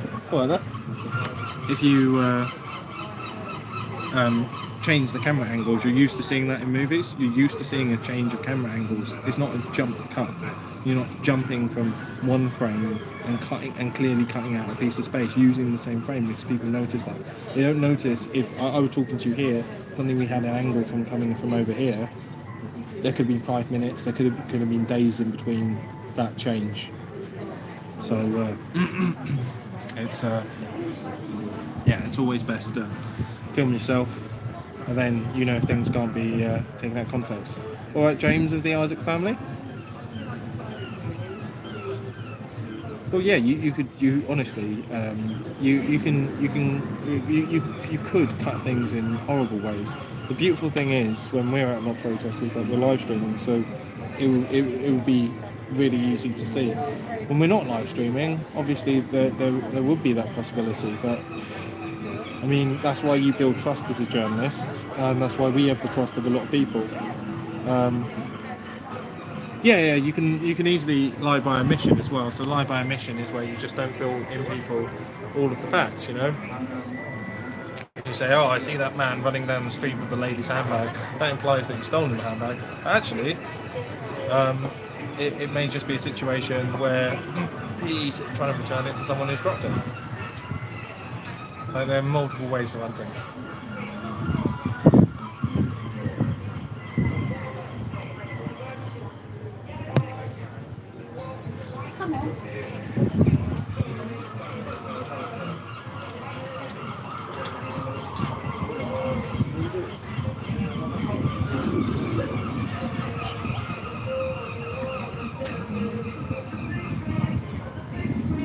You're going in for an interview?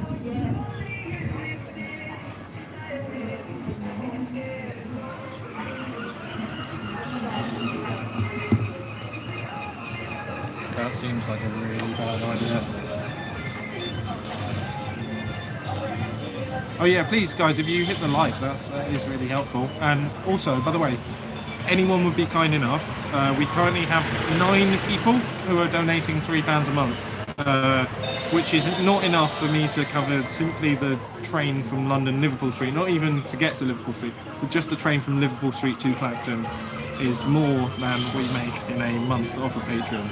We're putting up clips, I think it's every day we're putting up exclusive extra clips, behind the scenes stuff. So if you guys would be kind enough, we've got over 500 people here.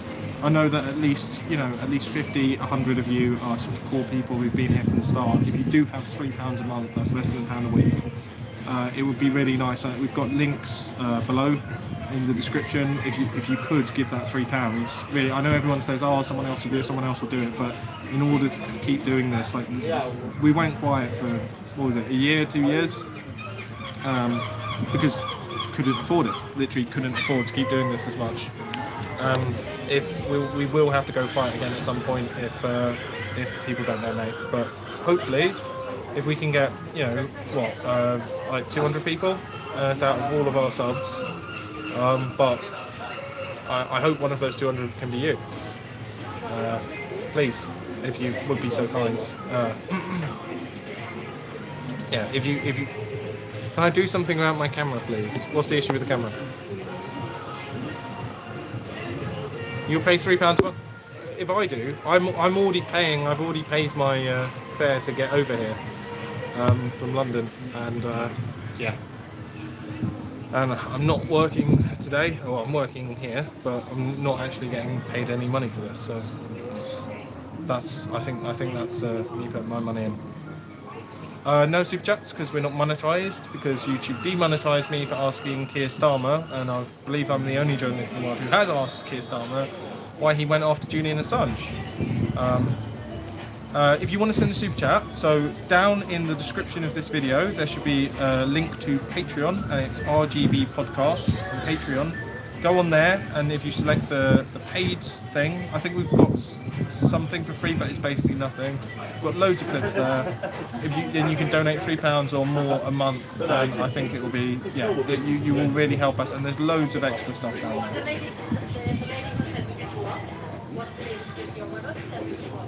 They come back out with the press manager of Reform UK. So now we're in the public space, maybe we can so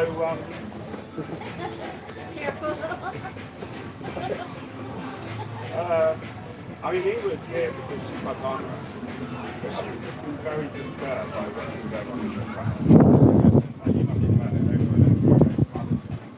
how Reform was so anti-immigration, anti-human rights. No, we're not anti-immigration.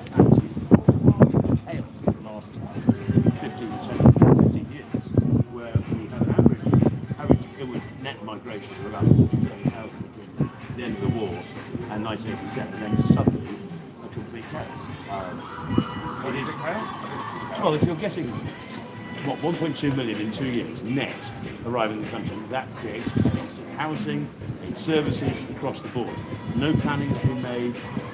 There's been no preparation, primary schools, you name it. that creates institutional chaos in the country. And that's not reasonable. That's not about being against foreigners, not against immigrants. It's just against a system that seems to be stacked against the people of this country. But England, and I've read incredibly disturbing reports in the newspaper over the last week. Countless people from reform. When you say countless, how many fingers have you got? Well, okay. A number. A number. Yes. About, I would say 60 have been named, of which about 10 we're very uncomfortable, and some we've got rid of. But in the process of nominations, it's impossible to, given the short period of time we had, and given the resources we had, sometimes we get a situation where we don't have that many people, and we didn't have the time, or organisation, or resources to do a full vet. It's okay. But if you look at the Greens, they had 12 people done for anti-Semitism and Humphrey sacked out. Labour councils, Tories. So, yes, I wish it hadn't happened. I wish we had better people. Of course. Why do you think the perception is so? Because the entire media wishes to design us that way. Because we have the temerity to suggest that the immigration system is not serving our country very well. That's why. But we can see lots of other systems are not serving the country very well. I would agree. And part of the reasons the other systems are so good is you have that. That's significant. We're talking a significant percentage of the country arriving in 2 years. Well, I work in here at school, and I work with some of the most vulnerable people in our communities. And we are de facto the society that is holding up people. So we're taking on statutory responsibilities. But I'm finding it very hard to recruit because we've closed borders, we've left when you have 1.2 million people arriving in 2 years, the idea that we've closed the borders is fatuous. How could you possibly suggest we've closed the borders? And maybe we should be paying the best. Our policies would suggest the first 20,000 is tax-free, therefore people can pay better. So that's what we have to do. We have to train our own people to do this job. We can't continue. It's almost a Ponzi scheme. I'm sorry, it can't continue. It is not serving this country effectively. So Nigel said as well that some people come people actually don't integrate. No, some people do not integrate effectively. That is true. I have also been on the streets where very few people speak the language. If you do not speak the language, how can you integrate? So how would you support?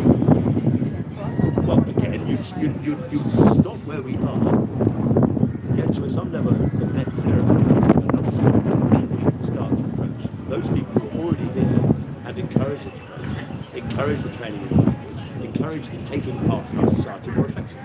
So if Nigel won the election, if I sent a message to him through you, what's your name again? Go ahead. And I say, can you ask him what he can do to help me, to help people around me to reintegrate? What are some of the things he put in The place? very fact that you're doing what you're doing suggests you're very well integrated. So I'm going to move on now. Thank you. Okay, thank you.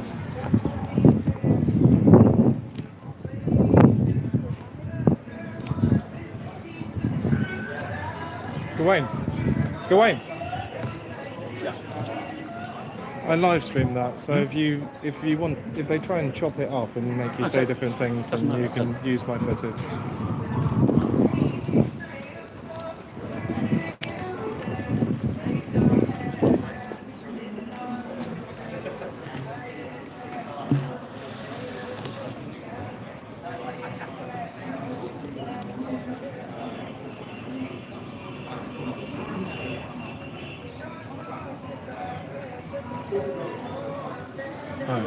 So, I saw Farage drive down past the end there, but he whizzed straight past. I don't think he stopped. What? Is he down there? Farage? I saw him whiz past the end, Oh, really? but I don't know Okay. whether he's stopped any. Oh, There he is, there he is, there he is.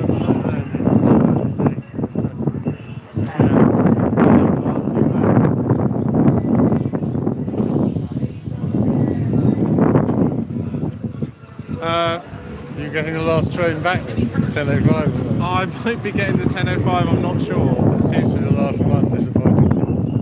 I might do, Right, guys, I need your feedback. What do you want me to do? I can risk going down there and losing all of the connection, or I can stay here. But Farage has been passing by there. I can go see if we've got somewhere where we've got connection. All right, man. Good to see you again. Are you good? Any more good feedback? Excellent. Everywhere. Good feedback everywhere. Yeah. What more do you want? Well, just 4 o'clock this morning. We're popping champagne and dancing. Hopefully.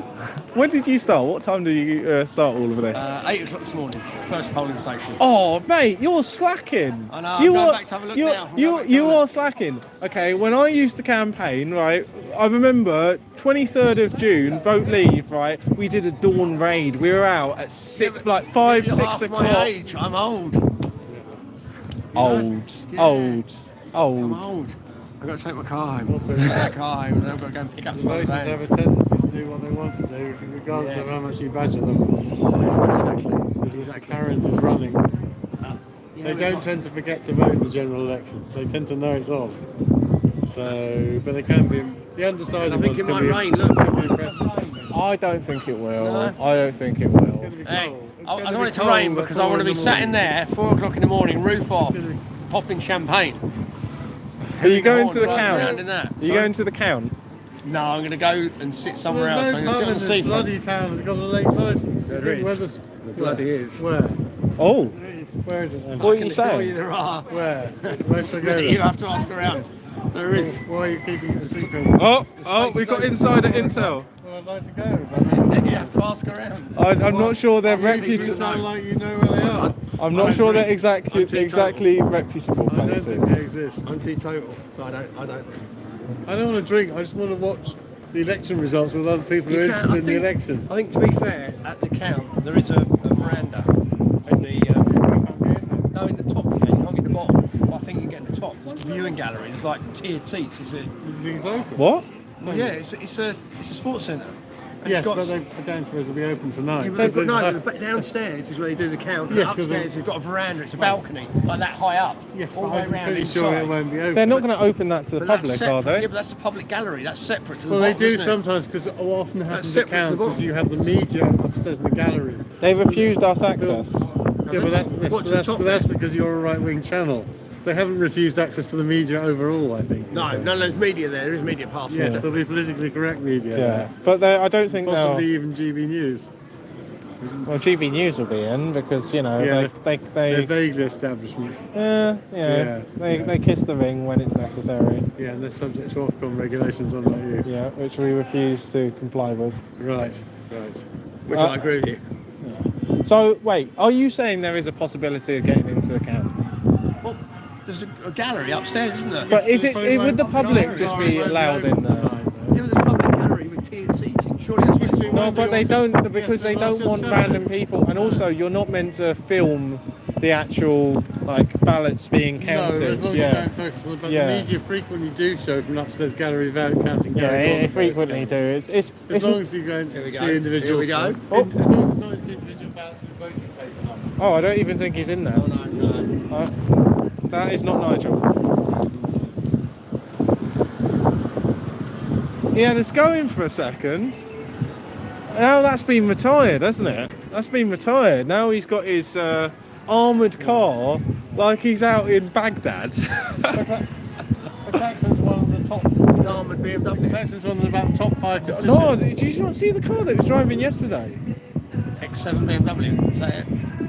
Who owns No. Who owns this thing with the diplomatic place on it? That's mine. You're not a diplomat. I am. Yeah? Diplomatic plate on this thing. You don't seem like a diplomat type. Don't I? No, not even with a Never rough never touched my wife's cover.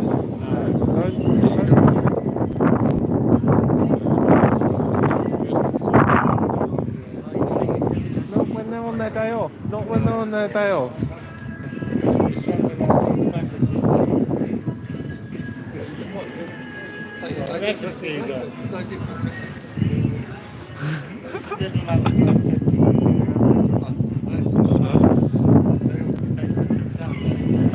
I'm not even sure if Farage has got an armoured Range Rover. It's I don't even know what it is. It just looked, it's army issue. It's clearly from some sort of armed forces.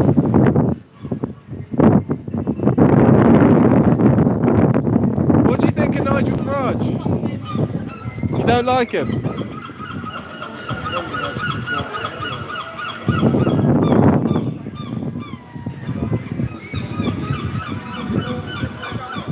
Okay, what's the news on the ground? What sort of feedback are you getting, guys? Very positive out of the polling booth. Yeah, good. Yeah, it got better and better as the day went on. Really? Really? Yes. Nice. Good luck, guys. He's live, you know. I'm live. I'm gonna see you. See me? Nah, I'm gonna see you still. Hey, yeah, you can film in a public place. Nah, but I didn't give you consent. I didn't give you consent to film. It's not matter. Yeah, they're like security cameras everywhere. Like, you can film. It's from the press. Yeah, look, if you guys don't want me to point the camera, I won't, but it's just when it's impractical. Yeah. From Resistance GB, we're independent, no mainstream media bollocks. I told them free Thameside. Free Thameside, apparently. Free Thameside, I told them through the lifers. I tell them free to people. Nah, fuck with that. Told them free all the lifers. Which lifers? All of them. Life in prison, you're talking about? Tell them free For my what? no For manners. what? Free my no manners. Mate, I didn't know what they're locked up. Tell them free my no manners. Free the guys, bro. Free the innocent people. Trust me. Yeah, trust me. Free no manners. Free the innocent life. Yeah, free the innocent no manners. Trust me. Oh, I like manners. Manners are good. Yeah, but free the no manners though. Oh, no, man. I'm not racist. Yeah, just say so. Tell them Black Lives Matter. No, I'm not into racism, man. No, but free the no manners though. Free them, bro. They didn't deserve to get locked up, you know. I don't know who they are, man. Innocent till proven guilty. You understand? Oh, yeah, you should be innocent until proven guilty. Totally. Like, it's the basis of English law, man. Yeah.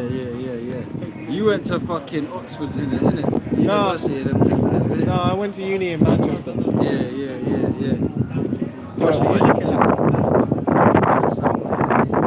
Mate, police tried to frame me and put me in prison. Is it? For what? For filming them beating up peaceful protesters. Yeah, that's what happens when you film the police committing crimes. Do you know what the police do? Right? So you film them like committing crimes, they come after you, they grab you, they throw you to the ground, they smash up all your kit, right? They start punching you, kicking you, put their full body weight on your head and crush your face into the ground like they're gonna crush your skull. For no reason, right? innit? Yep. And then what do they do halfway through? They say, he bit me, right? Because they made a ring of police so no one can see what's going on. They're like, oh, he bit me. And then in the witness statement they say, oh, I felt a sharp pain in my leg. It's like, where's the bite marks? Where's the medical report? Okay? Where's the video footage? Every single one of you's got a body cam. Where's the video footage? Oh, I'm gonna rub that up, man. Look, he wants to get some content now. It's happening. And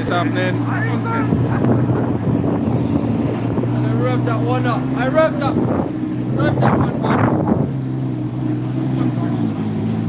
I rubbed it up, man.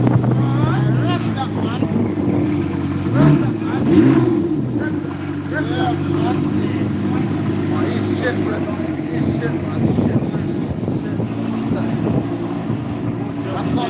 Man, they don't deserve to drive them cars. Why have a boss car if you don't want to drive it fast? Right.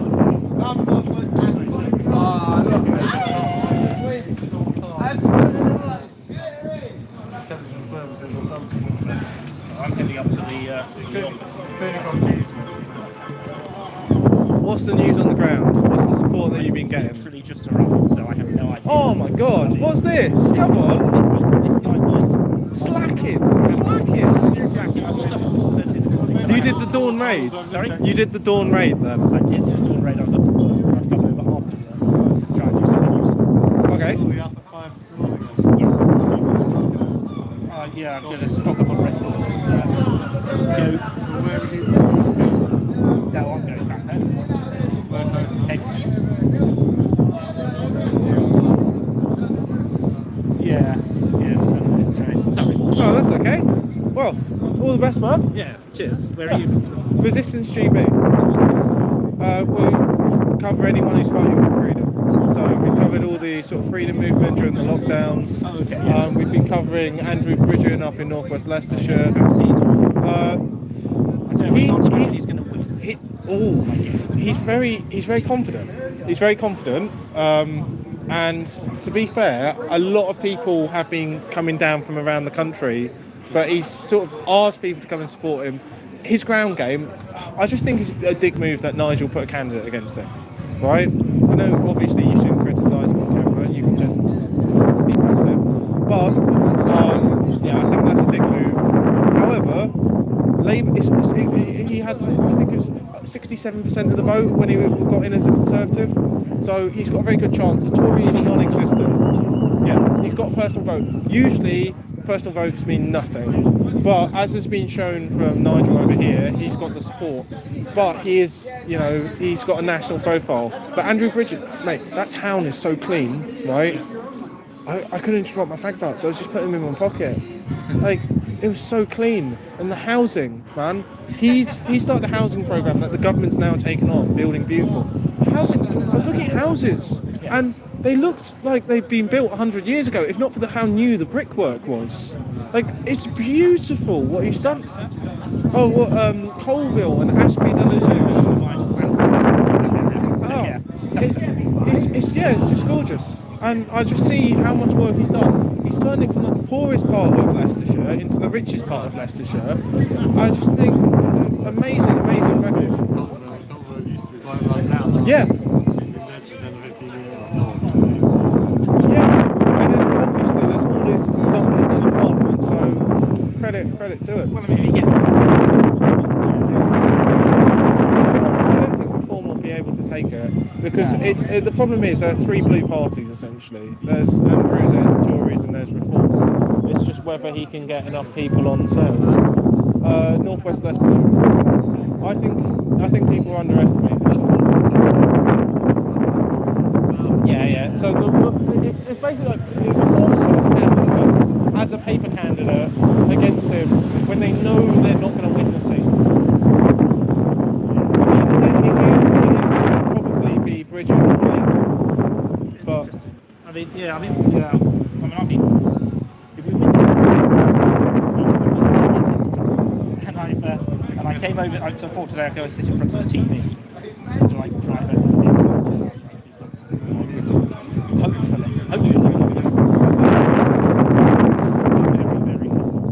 This seat is basically everything. This is the most important seat in the country. Because I got. There was also emails went down to investigation.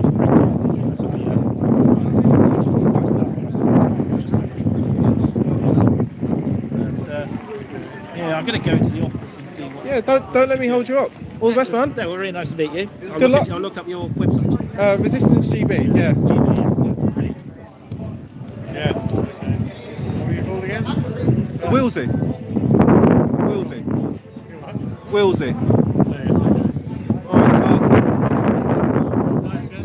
Resistancegb.org. We're usually live on different platforms, so we're live on YouTube. Right, I'm sorry, I just need to get out of the wind because everyone's going to start complaining. So you haven't discovered a good overnight party somewhere? I haven't. I'm just waiting. I'm just to be here, and if Nigel wins it, then wants to go and see his sort of victory tour. They've blocked me out the count, but Farage is turning up soon. Surely there must be a party in some bloody Reform supporter's house going on. Maybe. No one's invited me, so maybe I'm just Billy No Mates. Well, I think all the important people are in the count, aren't they? Yeah, so I assume there might be a party going on here, who knows? This guy with the green sweater, he looks significant. Yes. Farage is close by. I can tell. Yeah. Why, you have a sixth sense that tells you these things? I know things. Okay. Yeah, I know the people that are around him. He's near here. But you're expecting him to win, aren't you? Yeah, I'm expecting him to win. win. So staying on that basis then, so you can film the victory celebration? I can't feel the celebrations will be at the count. They've specifically blocked me out of the count, which is disgusting. Yeah, because he'll do a tour of the town tomorrow in his green Land Rover and things. So he's bound to. No, he's going to sleep.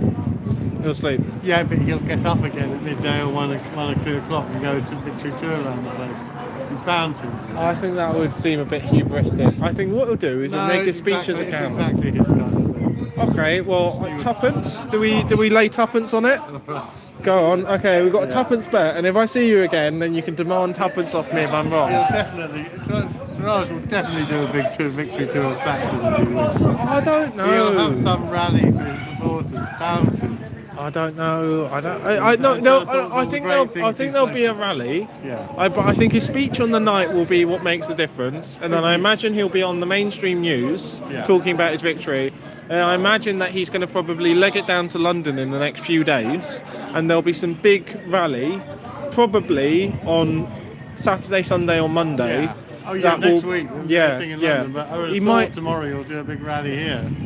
And he'll probably take media coverage here. If he does, then I'll run down, but I'll need to know about it in time to get here from London. I don't know, the people up in that office, they know far more than me what his plan is. I'm Well, not on the inside track. Yeah, I might try and suss it out. Really is a border, so. Yes. Maybe. Who knows? Right. Good. Oh. Wait a second. Is that the time? It's 8:15. Yes. Oh wow. Okay. It's getting close to when I need to head off. The last train is at 5 minutes past 10. We have 1 hour and 55 minutes to go. Yeah. 105. No. What? No. No. 1 hour and 45 minutes to go. 95 minutes till polls close. Have you come up for the day today? Staying here, or have you been staying up in a few days? No, it's 105 minutes. My maths is terrible. Yeah. No, I've just come straight from Liverpool Street. You have. So head down to Liverpool Street, straight up here. No, right. Yeah. The train ticket's not cheap up here. It's not cheap, which is why if anyone would be so kind, would you ask people to donate £3 a month on Patreon? We've got a Patreon link below. Right, give it a try. Yeah. Yeah. That would help fund your operating costs. It would. Right. You know, people are like, oh, why is the sound so bad? Because there's wind. Get better kit. Need one of those big muffle things. Well, yeah. You need a sound man to hold it because they're bloody big and awkward. Yeah, well, I don't know. You could double as my sound man, couldn't you? Yeah, okay. I'll bring you round. You can follow me round with the big boot. Yes. So how fast have your viewer numbers been building up? The last month has gone incredibly well. We've had, I believe it's about 12,000 new subscribers in the last month, which is unprecedented. So they're free subscribers, they're not paid. No, they're free subscribers. But in terms of donations, we have 9 game. What's the total number of donations? 9 people. Okay, so then they're the ones willing to pay. Well, I wound down a lot of the journalism because I just couldn't afford to keep it going. But in the last 3 months, I started doing a podcast. I was like, okay, I'm going to do this podcast once a week, a couple of events to cover. Right, then, bam, right into the middle of that got inserted a general election, which has now meant, honestly, I have no time. I'm doing this. I'm tutoring, I'm working my other jobs, I'm working 3 jobs at the same time, but this takes up a huge amount of time, and my tutoring doesn't barely, like... What are you tutoring in? History, economics and logic. Okay. And something else you said you were doing as well? I help out with English. Okay. Yeah. In what way? I assist as a teaching assistant. Okay, not a teaching, yes. So, I do a lot, but it's to help homeschool kids who... Yes. Okay. In out the system. You'd like to make this a full-time thing if you could build it up enough? Or... Yeah, I would like to make this a full-time thing. I mean, we are trying to make it a full-time thing, basically. Yeah. And I hope I can. Just needs, everyone says, oh yeah, you do so well, and it's like, £3 is less than £1 a week. Yeah, but making an online-only channel successful is quite hard because it hasn't got inherent presence. It's not like being on the Freeview platform where X number of people are going to click through and see it. Yeah, it's difficult. It's big money to be on the Freeview platform. So. Yeah, it's lots of money in the mainstream media, and we do not even have. We don't have a millionth of the budget, probably. No, sure. We might have about 100,000th of the budget that someone like GB News would have. But in terms of the coverage we provide, I think we do a pretty good job. It's all, the things that we think are important. So what do you have to do to get hold of the press tag and call yourself official then, in some respect? Within this country, we have a free press. Yes. So there is no. Okay, you merely need to buy the tag and do an ID badge. This is what we issue ourselves. Yes, okay. So there isn't some third-party trade body or something like that. There is a private organisation called the UK Press Card Authority, which is a private organisation.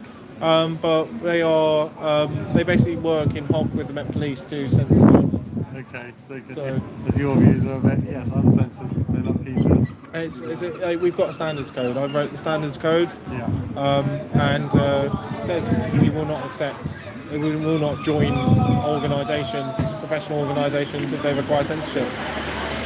Just principle.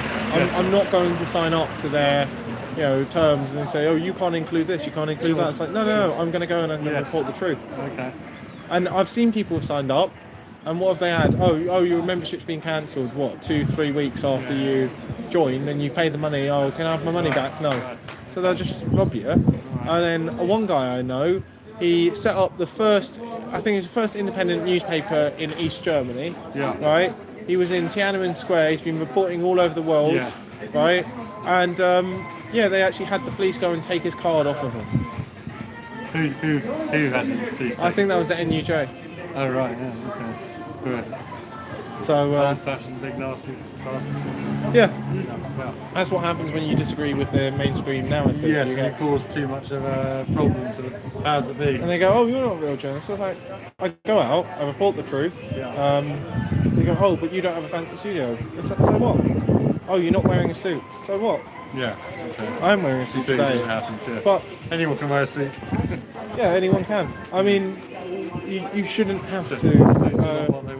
You shouldn't have to dress a certain way. No. You don't have to present your content a certain way. What you have to do is you have to tell the truth, and that's the most important function of a journalist: to tell the truth, to inform people, and to ask the important questions. Absolutely. I think most of the mainstream never ask the important questions. No. Farage is going to be here. You've got a sixth sense, he will. He'll probably come here before he goes to the camp.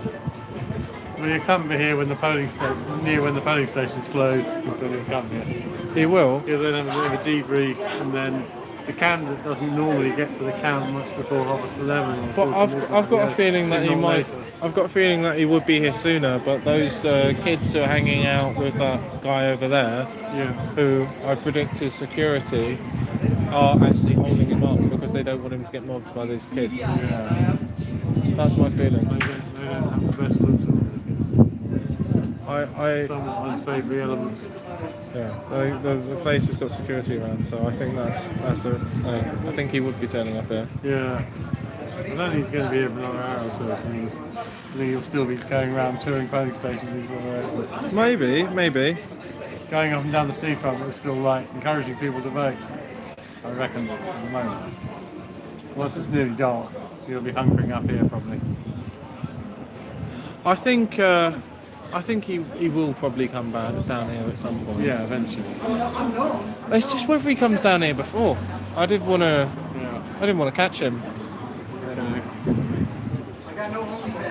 There are 4 or 5 election polls in London, but there's only a couple that are really going all night. Well, they don't look very political. They look like they're just. Are there any good ones? Are there any ones that aren't for socialism? I think it'll just be people who like to drink.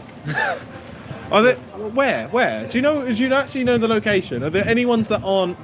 None that look really good. There are 5 or 6 listed by the standard. There's some Indian restaurant near Westminster that's doing all that. But they're going up on 11 tomorrow morning. Really? Yeah, but I don't know how many people will really be there. Wait, which Indian restaurant? Let me find this restaurant.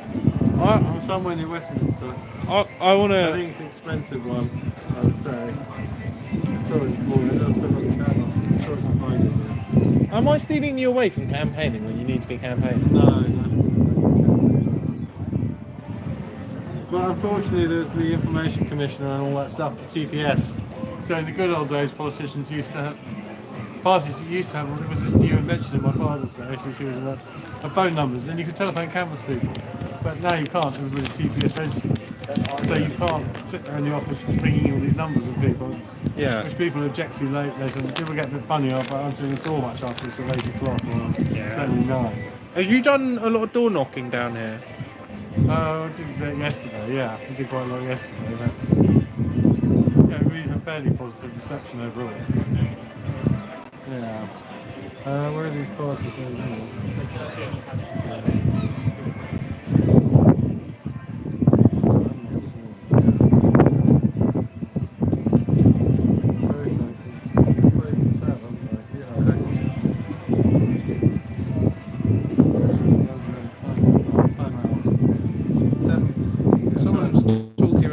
On here. So, election night parties, recommended. Well, there's a place, the Cinnamon Club, Westminster. I think my very good screen. Feeling brave enough to put an all-nighter at Indian restaurant, the Cinnamon Club, which is somewhere in Westminster. Which party are they though?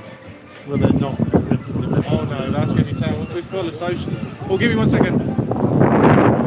Okay, guys, how is it on the ground? Oh, sorry. So much fun. Lots of support? Yeah. What sort of percentage are you seeing? Lots of joy, enthusiasm, can't believe it. People have given me anywhere from 2/3 in support to about 40% in support. Where do you think? Oh no, I don't think I'm allowed to say, but you know, it's extremely exciting. She is allowed to say, but it's fine. Yeah, not much. Lock-in candles, 8 to half midnight, that's no good. I mean, technically, you're not meant to publish polls, but you can talk about general support that you meet with people. The Lexington pub independent all says they're definitely open till 4 a.m. But I mean, the result will probably be known by 2 or 3 a.m. Well, if it goes the way we think it's going to go. But what like, I don't want to end up with a bunch of pro-Starmer people. No. That's the last thing that I possibly want. So, no, what's the trouble? A lot of these places will just. Oh wow! Chris Jones says, just been out to vote reform. Woman in the polling station said 2 times the normal voters have turned out today. So it looks like there actually might be a really big turnout today. Well, that will be all the non-voters. Sorry, could That'll that be all the gentleman? non-voters who are disinfected. Will turn out. Could Chris Jones? Could you just tell us which constituency you're in? Voted reform in Somerset. Do we have any confirmation which constituency you're in? If you could just let us know. Don't dox yourself too hard, but if you just say the name of the constituency, or it would be nice to know. All right.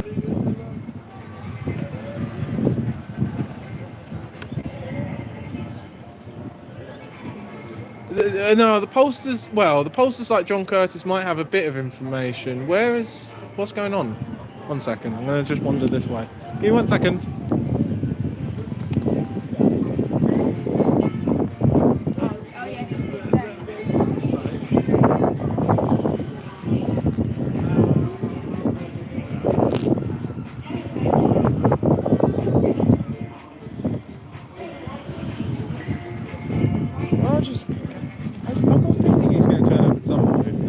All over the place, alright?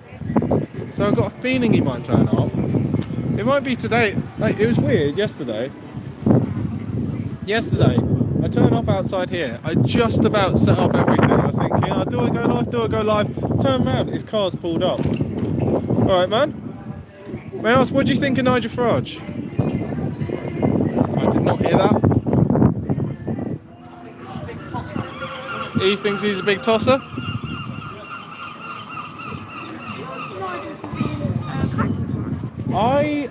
I don't know. So I imagine, because this is their offices, that they're going to be here at some point, but I don't know. So the polls close at 10 o'clock. Yeah, so they'll stop letting people vote at 10 o'clock. So it's likely he'll be here at some point. Unfortunately, I'm going back to London and the last train is 5 minutes past 10. So it looks like I might miss him. The guy I was speaking to, he's not at the top, so he doesn't know. But it's possible that he might call it quits just before. He might literally keep going until 10 on the dot. But if you're local, you can always stick around here. What, so you think you'll be here? I think he'll come down here. Definitely before 11 o'clock. That's my belief. I might be wrong. But that's my guess. I guess about 70% sure. Yeah. I don't know. But have you not seen him before? I haven't. What's it called? Because I haven't came up to the pier. Because I was going to go yesterday, but I had to babysit. Oh. So yeah. No good. If you want to, do you want to see the speech from yesterday? I haven't actually seen it. I've got it on my channel. If you go on YouTube and you go on Resistance GB, I put out the full speech that he made yesterday, and I live streamed it yesterday as well. Oh yeah? Yeah.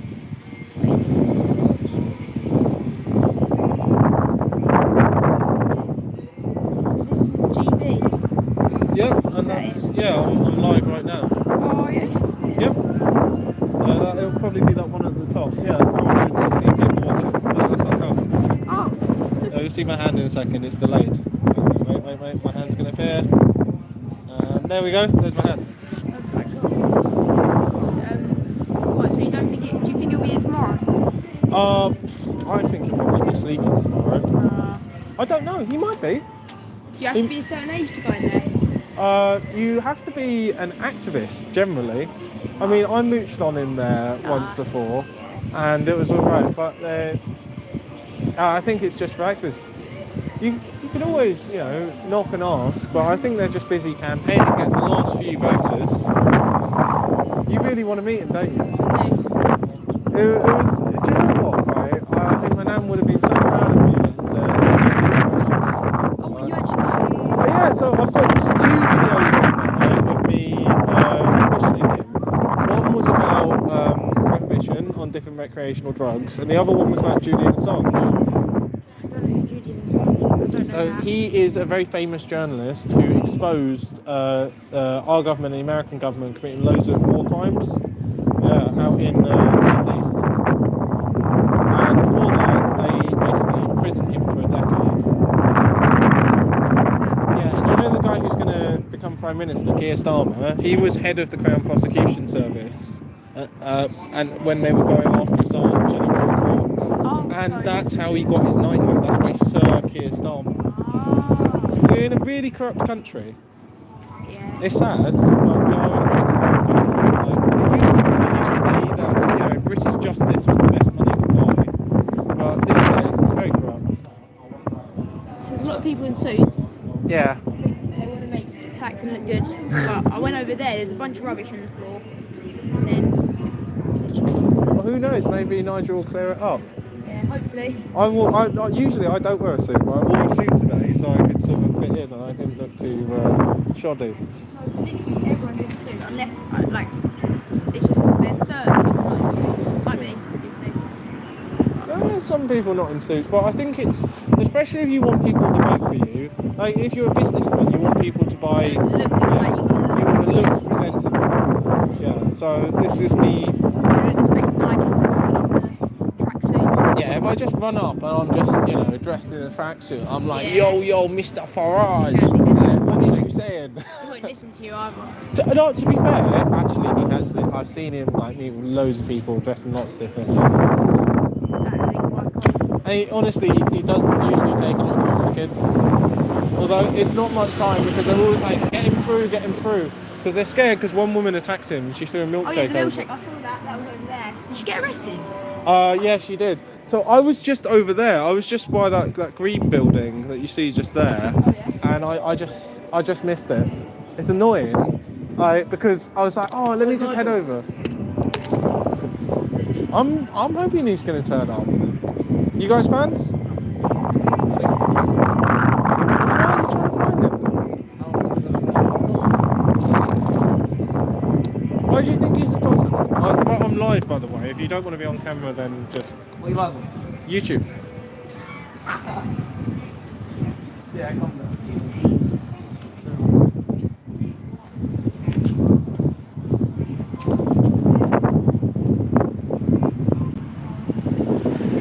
How many people are watching? Not that many, only about 400.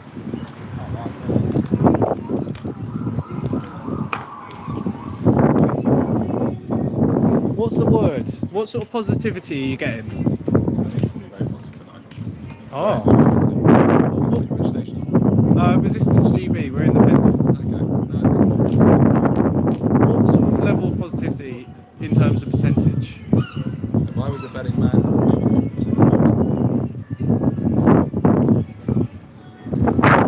Interesting. Oh, apparently Nigel's live on BBC.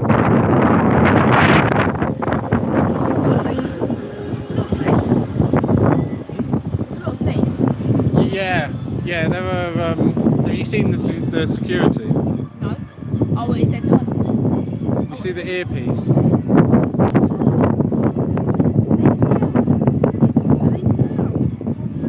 I don't know who they're from. They could be his. He has to have private security to look after himself. And then apparently he's going to be given Home Office security now, only after he got attacked.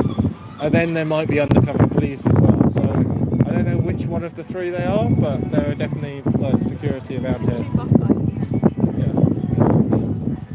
Yeah. You can tell because you see the height and you see the muscles and you see the age. And they're just not like talking. They're literally like. Yeah. So you can tell. What's the feedback on the ground? How much positivity are you getting? Lots of positivity. Yeah, you've got to be guarded about what you're saying because the polling stations are slow. I know, but you can talk about the sort of general reception you've got from people. It's been favourable. There's an air of optimism. There's no partisan behaviour. Aggression, people are friendly. And you seen any of the opposition out? Labour reps.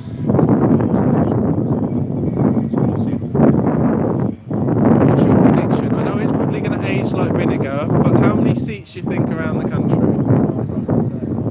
don't think anybody likes to predict things like that. Well, I mean, if you get it wrong, then no one's going to remember, and if you get it right, then you can be the new oracle and ask people to cross your palm with silver. I'm not going to go into that territory. These are more knowledgeable and expert than I am. Thank you. That's okay. You two lads.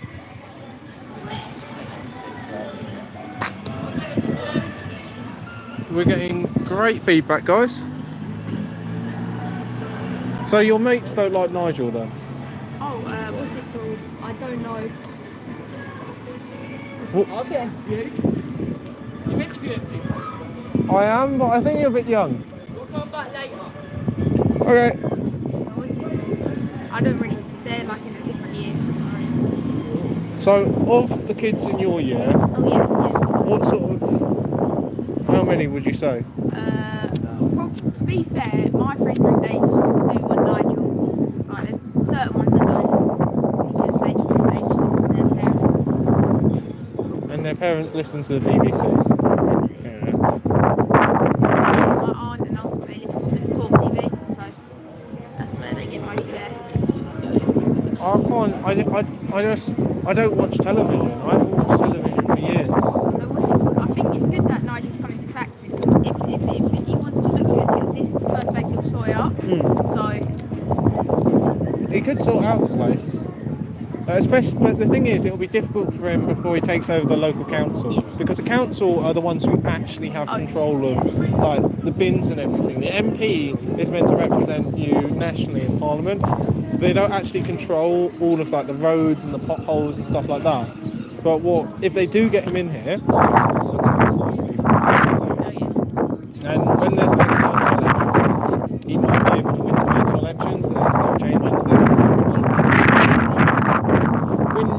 What, here?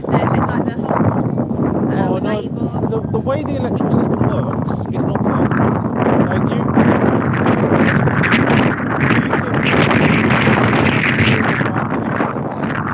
only got one MP. And that's bearing in mind, I think there's only 30 or 40 million people who vote. So they got like 10% of the vote, or something like that. And then, or even more than 10%, maybe 15%. And they got one seat. Or 2 seats. But do you want Reform to win? I think it would be good if Reform won. I do.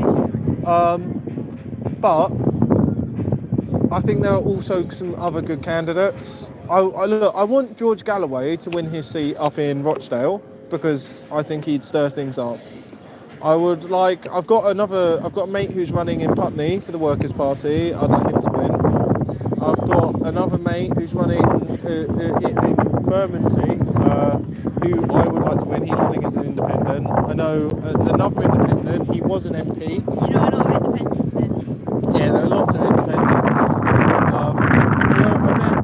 There are quite a few reform guys that I've met that are really good, but there are some reform guys that I've met and I've gone,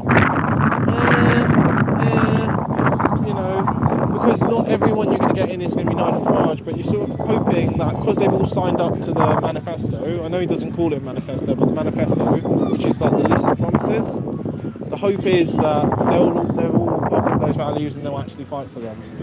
But some people are better, some people are worse. But I think the most important thing is making sure is like getting a few seats in Parliament. Once they have a few seats in Parliament, then people have confidence and go, actually, I can vote for them because I thought if I voted for them, my vote would be wasted. Because the way it works is it's called first past the post. Let's say there were like 5 people running. It may be that you only need 30% of the vote to win. Oh. So imagine you get 25% in this constituency, you lose, you come second.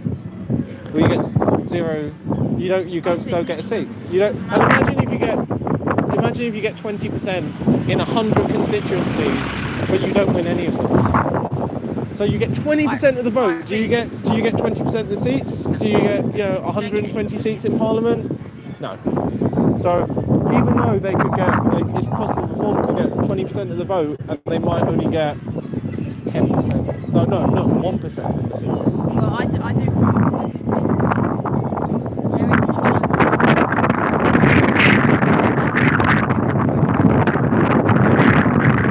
I want people to stand up for freedom.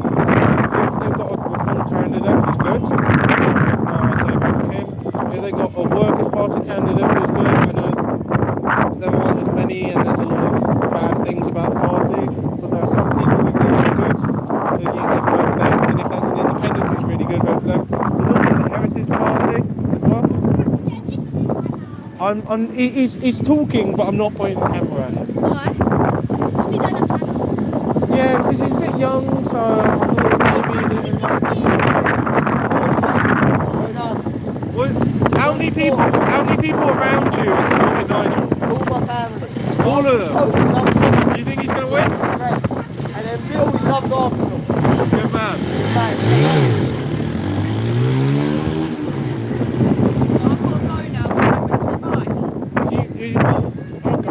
Go on. Bye-bye. That kid was so cute. You've been recalled?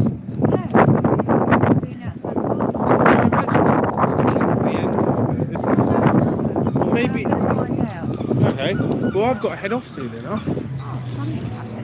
I'm looking forward to the exit poll. Although, do you know what? I'm going to be on the train, right? I'm going to be on the train, and whenever I'm going to be trying to watch it, and it's going to be cutting out, and I'm going to be tearing my hair out. That's what I'm dealing with for you guys. Sitting outside all day. She came all the way from North West London, student. Wonderful girl. She came and she'd been there taking all these details, and then she called the train back. Wow. Yeah, and that's something, isn't it? For a lot of people come from all over.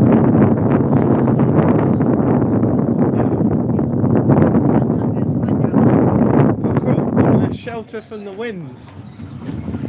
Alright guys, I'm going to be heading off fairly soon. Probably...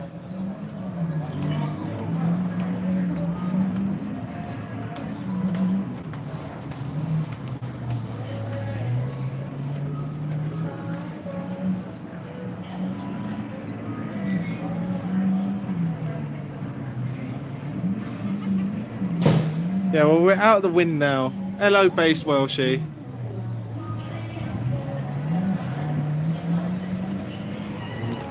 Oh, if everyone did chuck me 50p on Patreon, I could stay over. Do you know what? It's actually really nice to get to talk to you guys on the live stream for once, because usually I'm busy doing this and that, and actually here I've got a little bit of time to do this, and this is unique. We're asking people how things are going. We're asking about positivity on the ground. You know, what sort of atmosphere it is, like what they're just getting generally from people. You know, how many people seem to be positive towards them, and it's lovely. Yeah, but none of it's scientific. It's not scientific at all.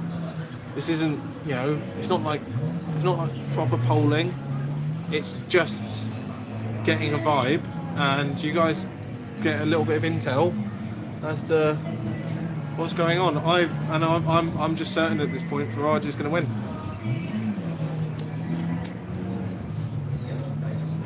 Thank you, Tony, putting the Patreon link in there. Yeah, if you want to chuck us a few quids, yeah. Look, the aim is, I think we want to get up to 200 patrons with £3, and then that will be enough to cover the studio where we do the podcast once a month, and that will be enough to cover any transport. So I've been up to Northwest Leicestershire twice. The first trip cost us a load in petrol. I'm not sure how much that was. The second trip, that cost me about £100 in train fares just to get up there and cover Andrew Bridgen. That's what I spent on it. That's out of my bank balance. So yeah, that cost me £100.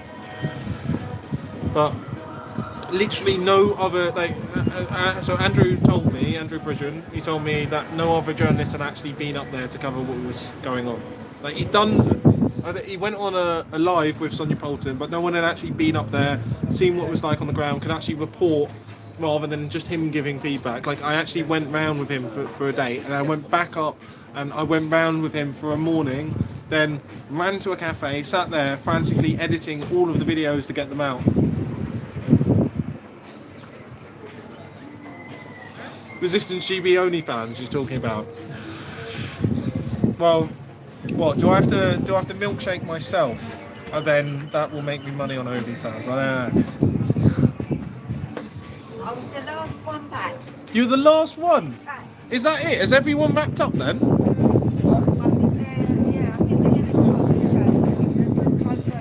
Oh, cool. Is there a pub everyone's going to? Is there a pub everyone's going to? So everyone might be going out. But when I go down to the Wetherspoons, the signal cuts out. Oh, is it? Well, that's occupational hazard by the sea. Yeah, it happens. I've got this place to go, and it works anywhere in the world. Oh, you're making me jealous now. Anyway, nice to meet you. Good luck.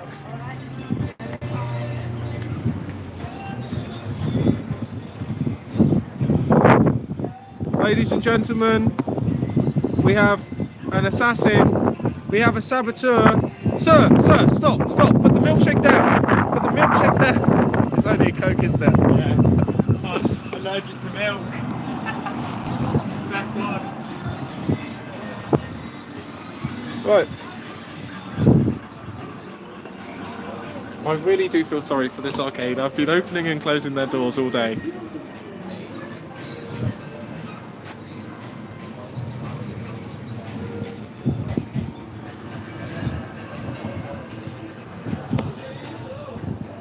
I think that milkshake incident was the best advertising that... sorry about that. I think that milkshake incident was the best advertising that McDonald's has ever had. Genuinely, every time I come up here I've got McDonald's. It just put me in mind for a McDonald's thing. I know I shouldn't admit that on camera because it's not good for you, but I don't eat McDonald's, so... I don't know. Childhood thing. Right. Oh, wrong side. Spoons have a free Wi-Fi. I could go to the Spoons Wi-Fi. I don't know, we've got less than an hour to go. The security have disappeared.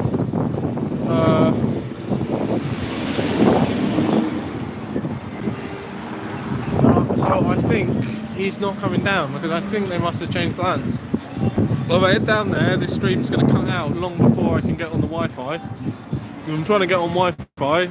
I'll walk in, have to order a drink, or is it open Wi-Fi? Like the whole stream will cut out, basically. The whole stream will cut out. So maybe we'll wrap up. I don't know. Maybe I'll get back to London sooner so I can actually watch what's going on myself. I know the Lotus Eaters is doing a stream, but I think that's people's only. So I don't know whether I'll bother watching that.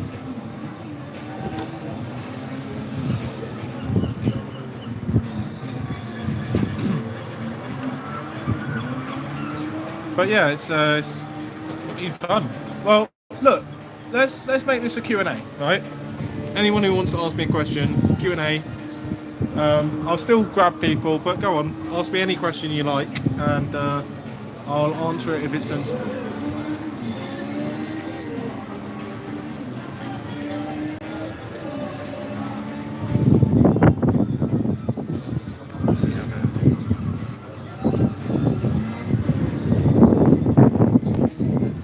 Regards to Laura, someone saying needs the 5G. Better mobile mask coverage when he wins. Yes, find a telegraph booth to stand. Telephone booth to stand. I'm not standing in a telephone booth because telephone booths always smell of urine, and I don't. Oh, I actually do see one. I'm not going in there. It'll look like I'm a junkie shooting up.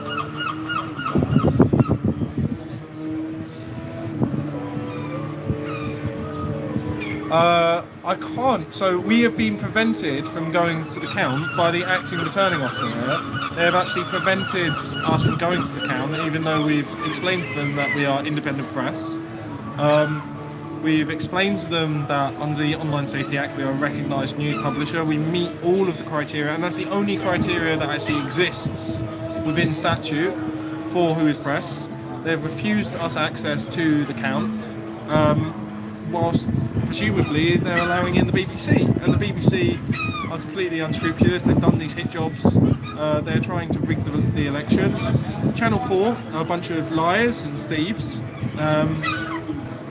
So I presume that they're letting both of these in, but they're not letting in us, which is what you get for refusing to get one of their permits, which I won't because I will not sign up to censorship. Someone wants me to become a politician. I think you need journalists to tell the truth more than you need. Do we need? Well, I mean, we do need good politicians, but we also need good journalists.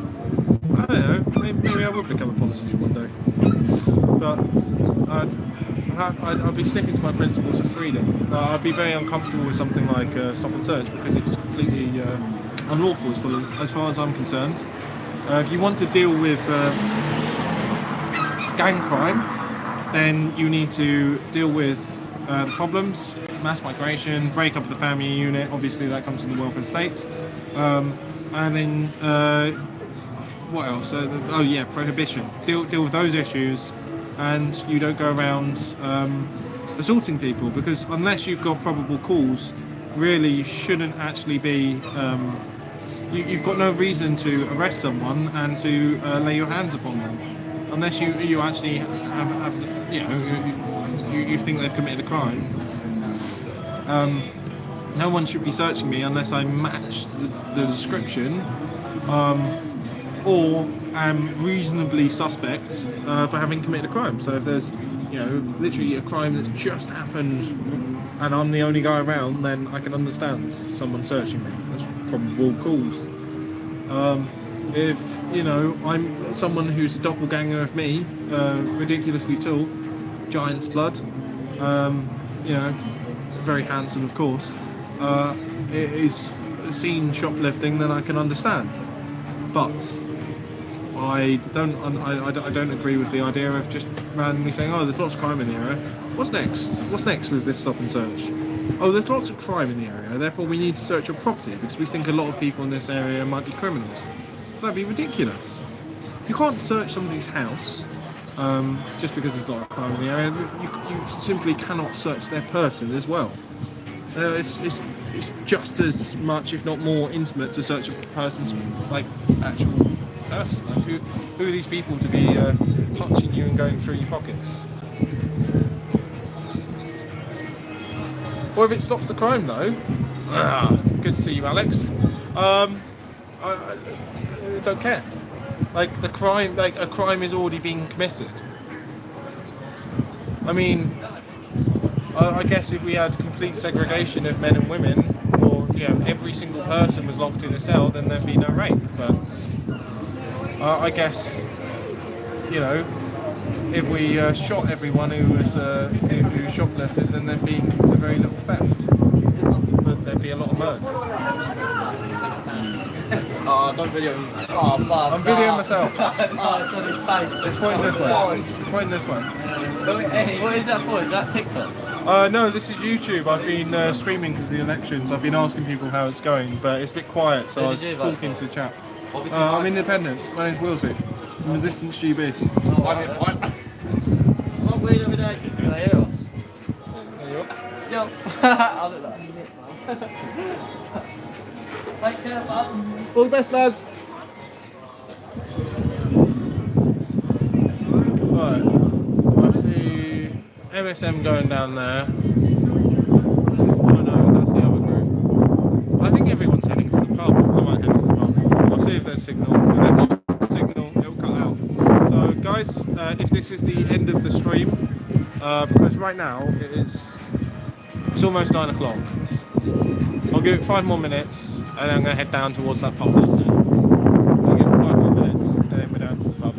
But if this is the end, then thank you guys for watching. Thank you guys for anyone who supported. Remember, you've still got just over an hour to vote. Is that Farage?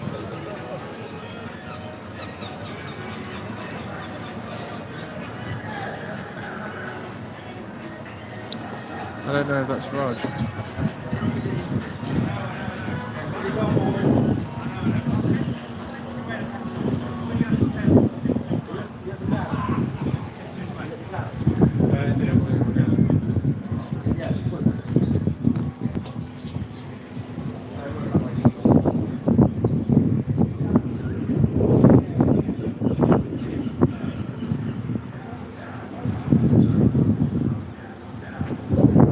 What's the mood, guys? Oh, sorry. Can I ask what the mood is? Oh, you're not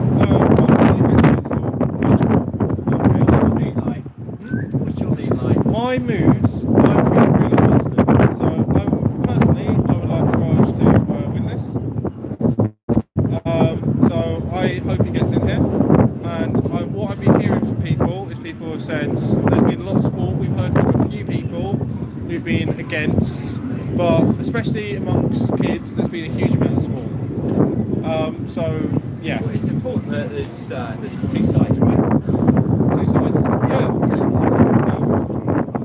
Yeah, there need to be two sides. I mean, we have a debate then. Yeah.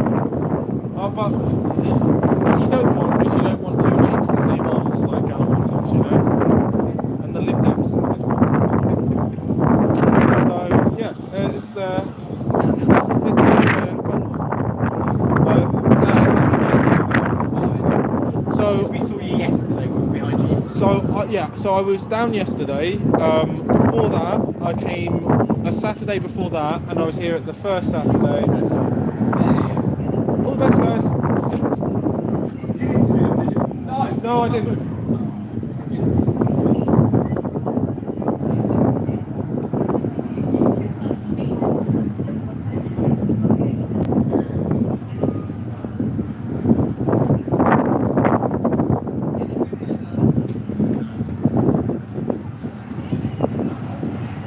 Okay guys, this may be the end because something appears to be happening down by the Wetherspoons. So I kind of want to head towards the Wetherspoons and see what's going on, but this could be the end. It's like, whoa! Oh come on! I'm just going jogging. Mate, where are your shoes? I don't wear shoes sometimes when I go jogging. I don't like them. Let's go, man. It's a thing. How are you? Not too bad. Good to see you. Oh. I just don't like shoes sometimes. Yeah, but on pavement, man, paving slabs, no good. I see everything. What? I do it all the time. Okay, right, guys. So I'm gonna head down. We may lose the signal. I think something may be happening towards the pier, but it's basically time to wrap up. Thank you very much for tuning in. If this is the end and it does cut out, please do support us on Patreon so we can come down. Thank you, man. And fun to keep doing this. I know we've not got as much as we may like out of today, but I think it's been good. I think it's been fun, and I think we got a huge amount out of yesterday. Huge amount out of me going down the other day to Northwest Leicestershire, and I couldn't just sit around on election day. And I'm sure some of you guys wanted to tune in whilst the MSM are busy talking about football because they've got nothing else to talk about because they can't actually mention the election. So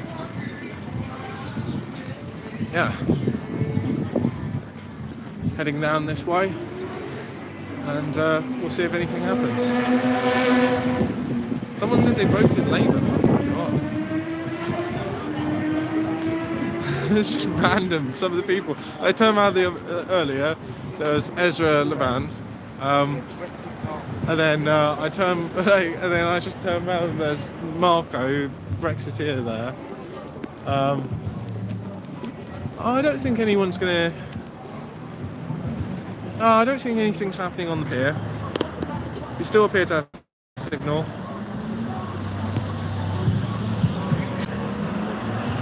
Yeah, I know it is a bit of a strange one. It is a bit of a strange one.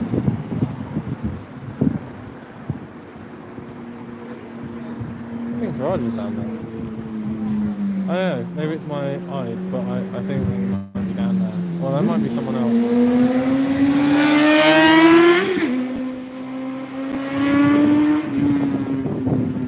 I don't know, it just looks like everyone's going for a meal now. This will be it for today, guys. We've been down here in Clacton. It's been alright, fun day. I think Farage is probably going to take this. It's been positive, it's been interesting. Spoken to a variety of people, especially a lot of young people who are, getting involved in politics and are joining the youth revolt. Not seen our video on that. Put out video footage from last night, and that was great. So thank you. Please do support us. Please do share our videos out, and time to find out about the results. Thank you very much, guys.